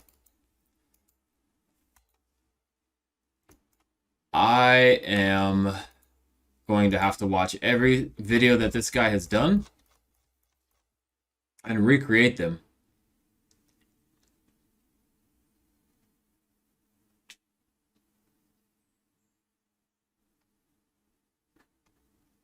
I'm literally just gonna have to go. Well, I'm gonna have to read each one of these titles and then recreate everything.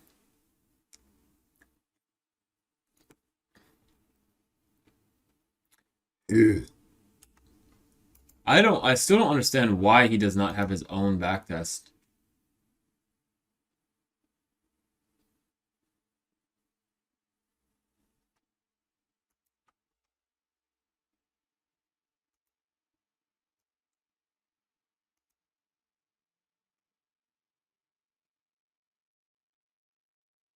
He's using backtesting.py in this too, anyways.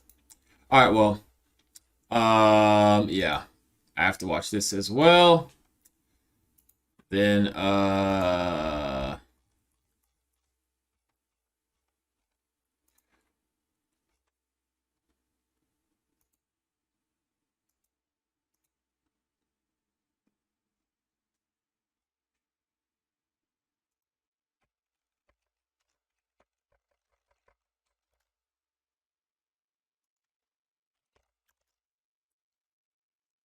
wait, I was able to do it. Oh,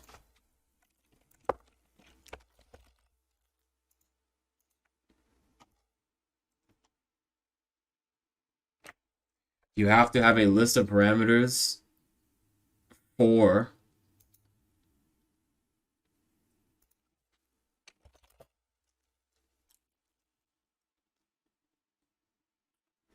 Wait, what the fuck did I do? How did I do that over here? How did I do all that over here? Wait, what? 5100 combos true. Wait a minute, what?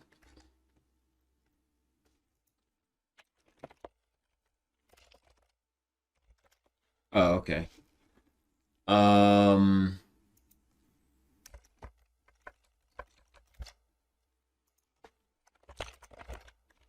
so that works.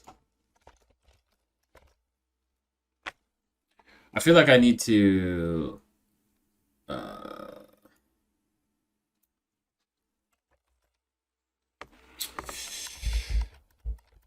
there was another error somewhere. Something about here.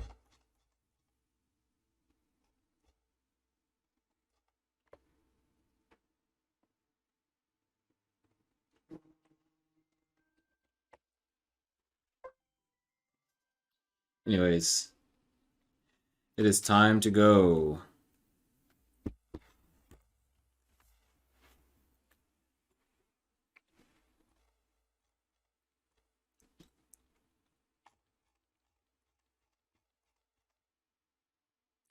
Oh yeah, I also have to check to make sure that the user doesn't send prices if they're sending their own data. Price or prices, price data.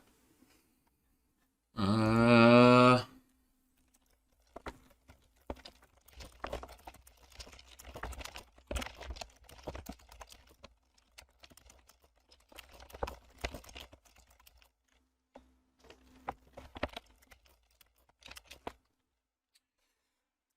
Oh, this shit feels never ending. I don't know how I'm gonna do this Cartesian product thing.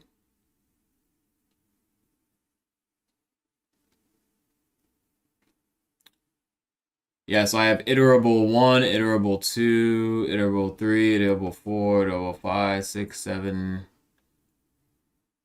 Just iterables. So I should be able to do that. I think it should be pretty easy.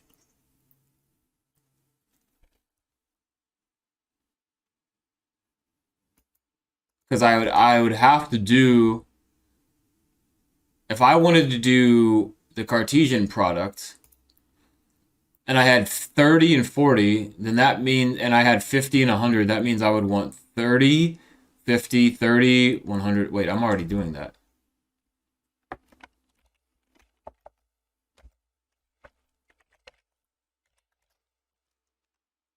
30, 50, 30, 100, 40, 50, 40, 100.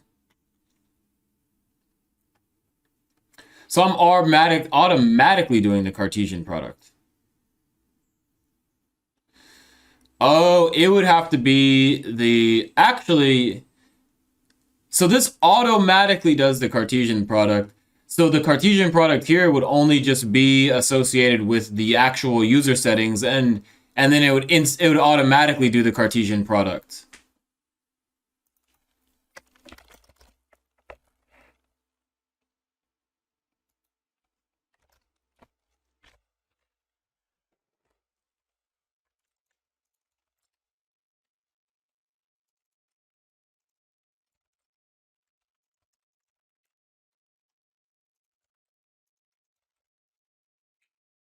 Let's do this.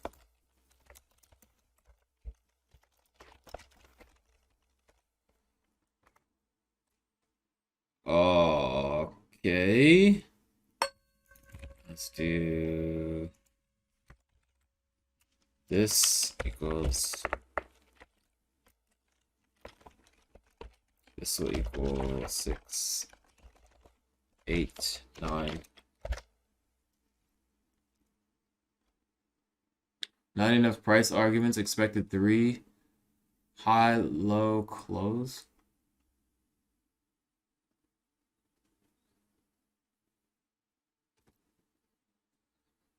Oh, that's not gonna work. Yeah, so I guess, yeah, if I wanted to do...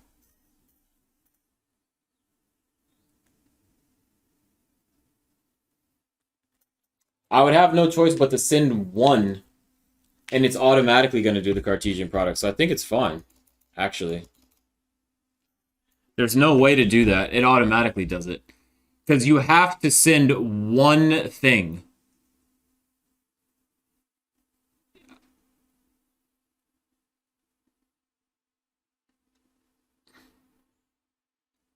Right?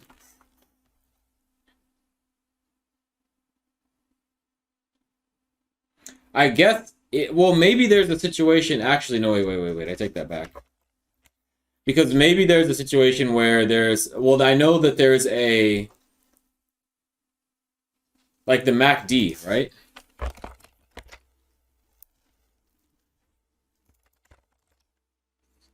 Oh, but it spits out 3 different things, I think.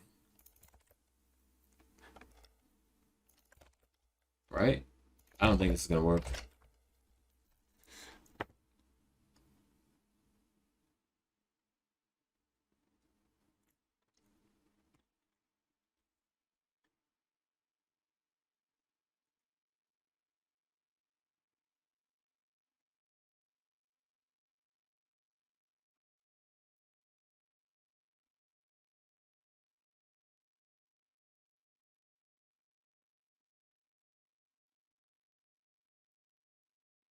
What?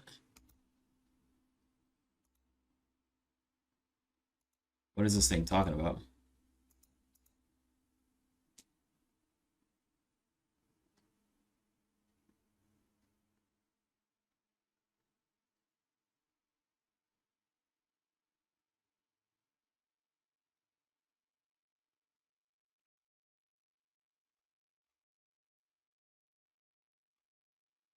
What happened to...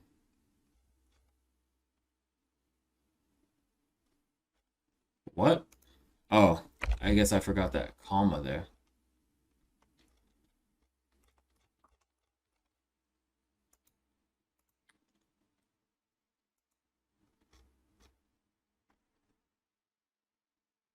Oh, I have to restart.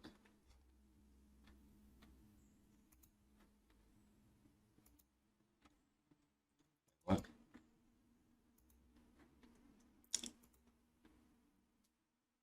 Whoa. That's a bit much.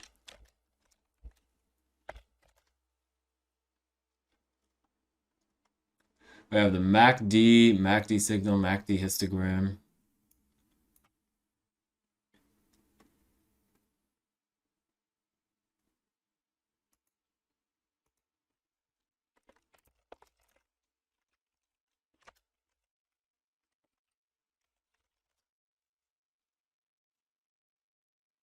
Signal period, your list length must be greater than 1. Signal period, your list length must be greater than 1. Your list length. Signal period? Oh. So we have 6, 3, and 4, 8, 3, and 4, 9, 3, and 4, 30, 40. Oh, MACD output names, MACD. So ATR period would need to go above that. I don't know, wait. No, it doesn't. because we would choose, yeah, so this is fine. So we would choose the MACD, and then if we choose the MACD, like if we do MACD, then we're going to see it like this. Okay. All right, yeah, I guess it works actually. Never mind.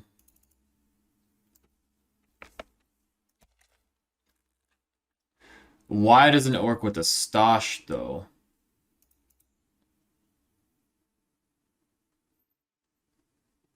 Oh, I need the open, high, low, close for the stosh. That's why. So everything works as long as I have the open, high, low, close. All right, so that works. All right, that's cool. That's cool. That's cool. That's cool. So this is gonna be moving average time period equals 30, 50, 20, 50.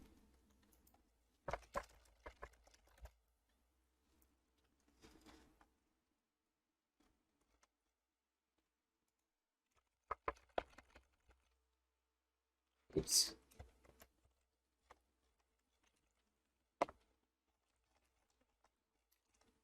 Uh,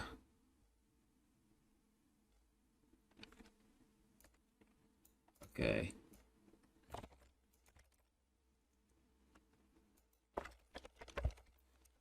So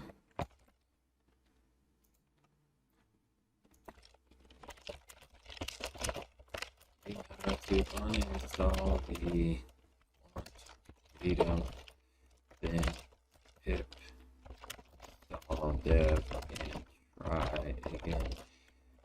You can ATR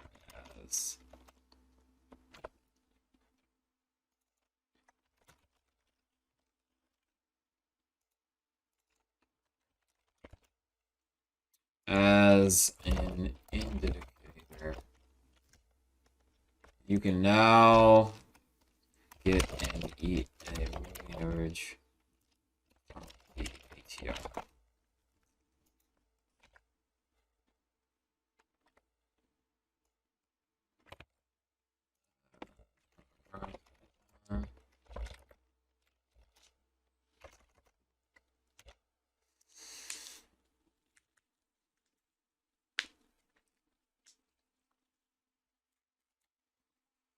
Okay.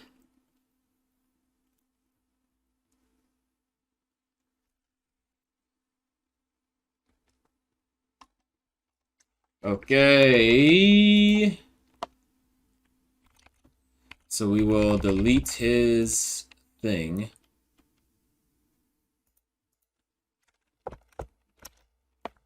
We don't need it. Testing.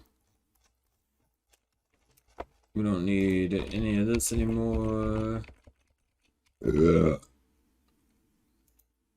Okay.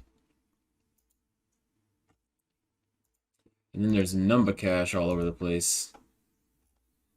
Let's see here.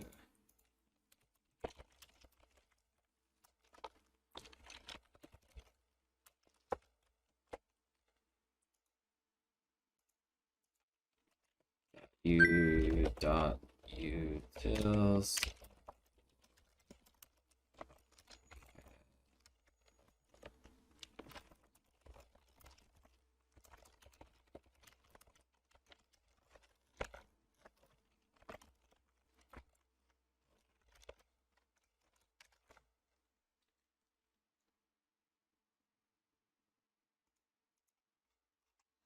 Got all that cash is gone.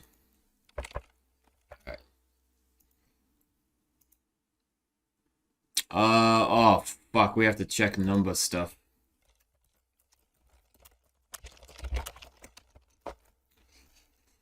Ugh.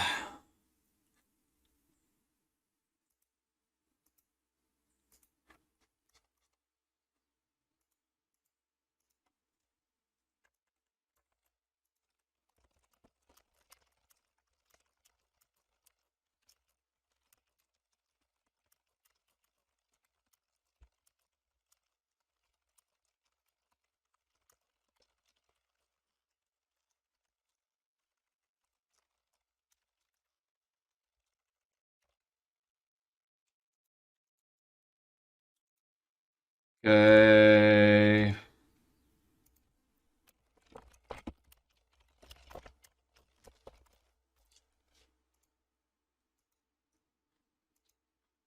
All right. All right, so I just watched the tutorial from Chad about Plotly, and he makes it look super easy. Right now I'm way too tired to do anything. Um,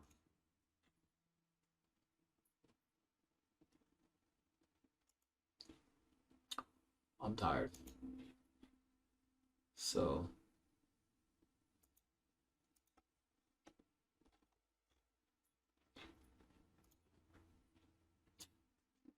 uh,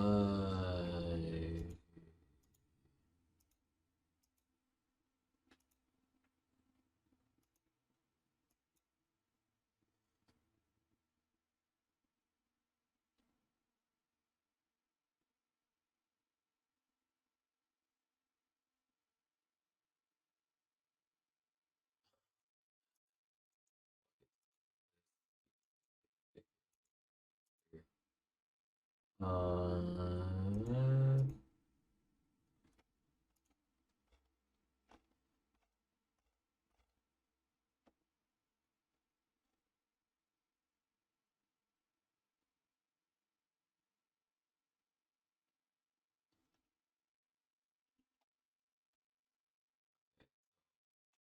the way he did it,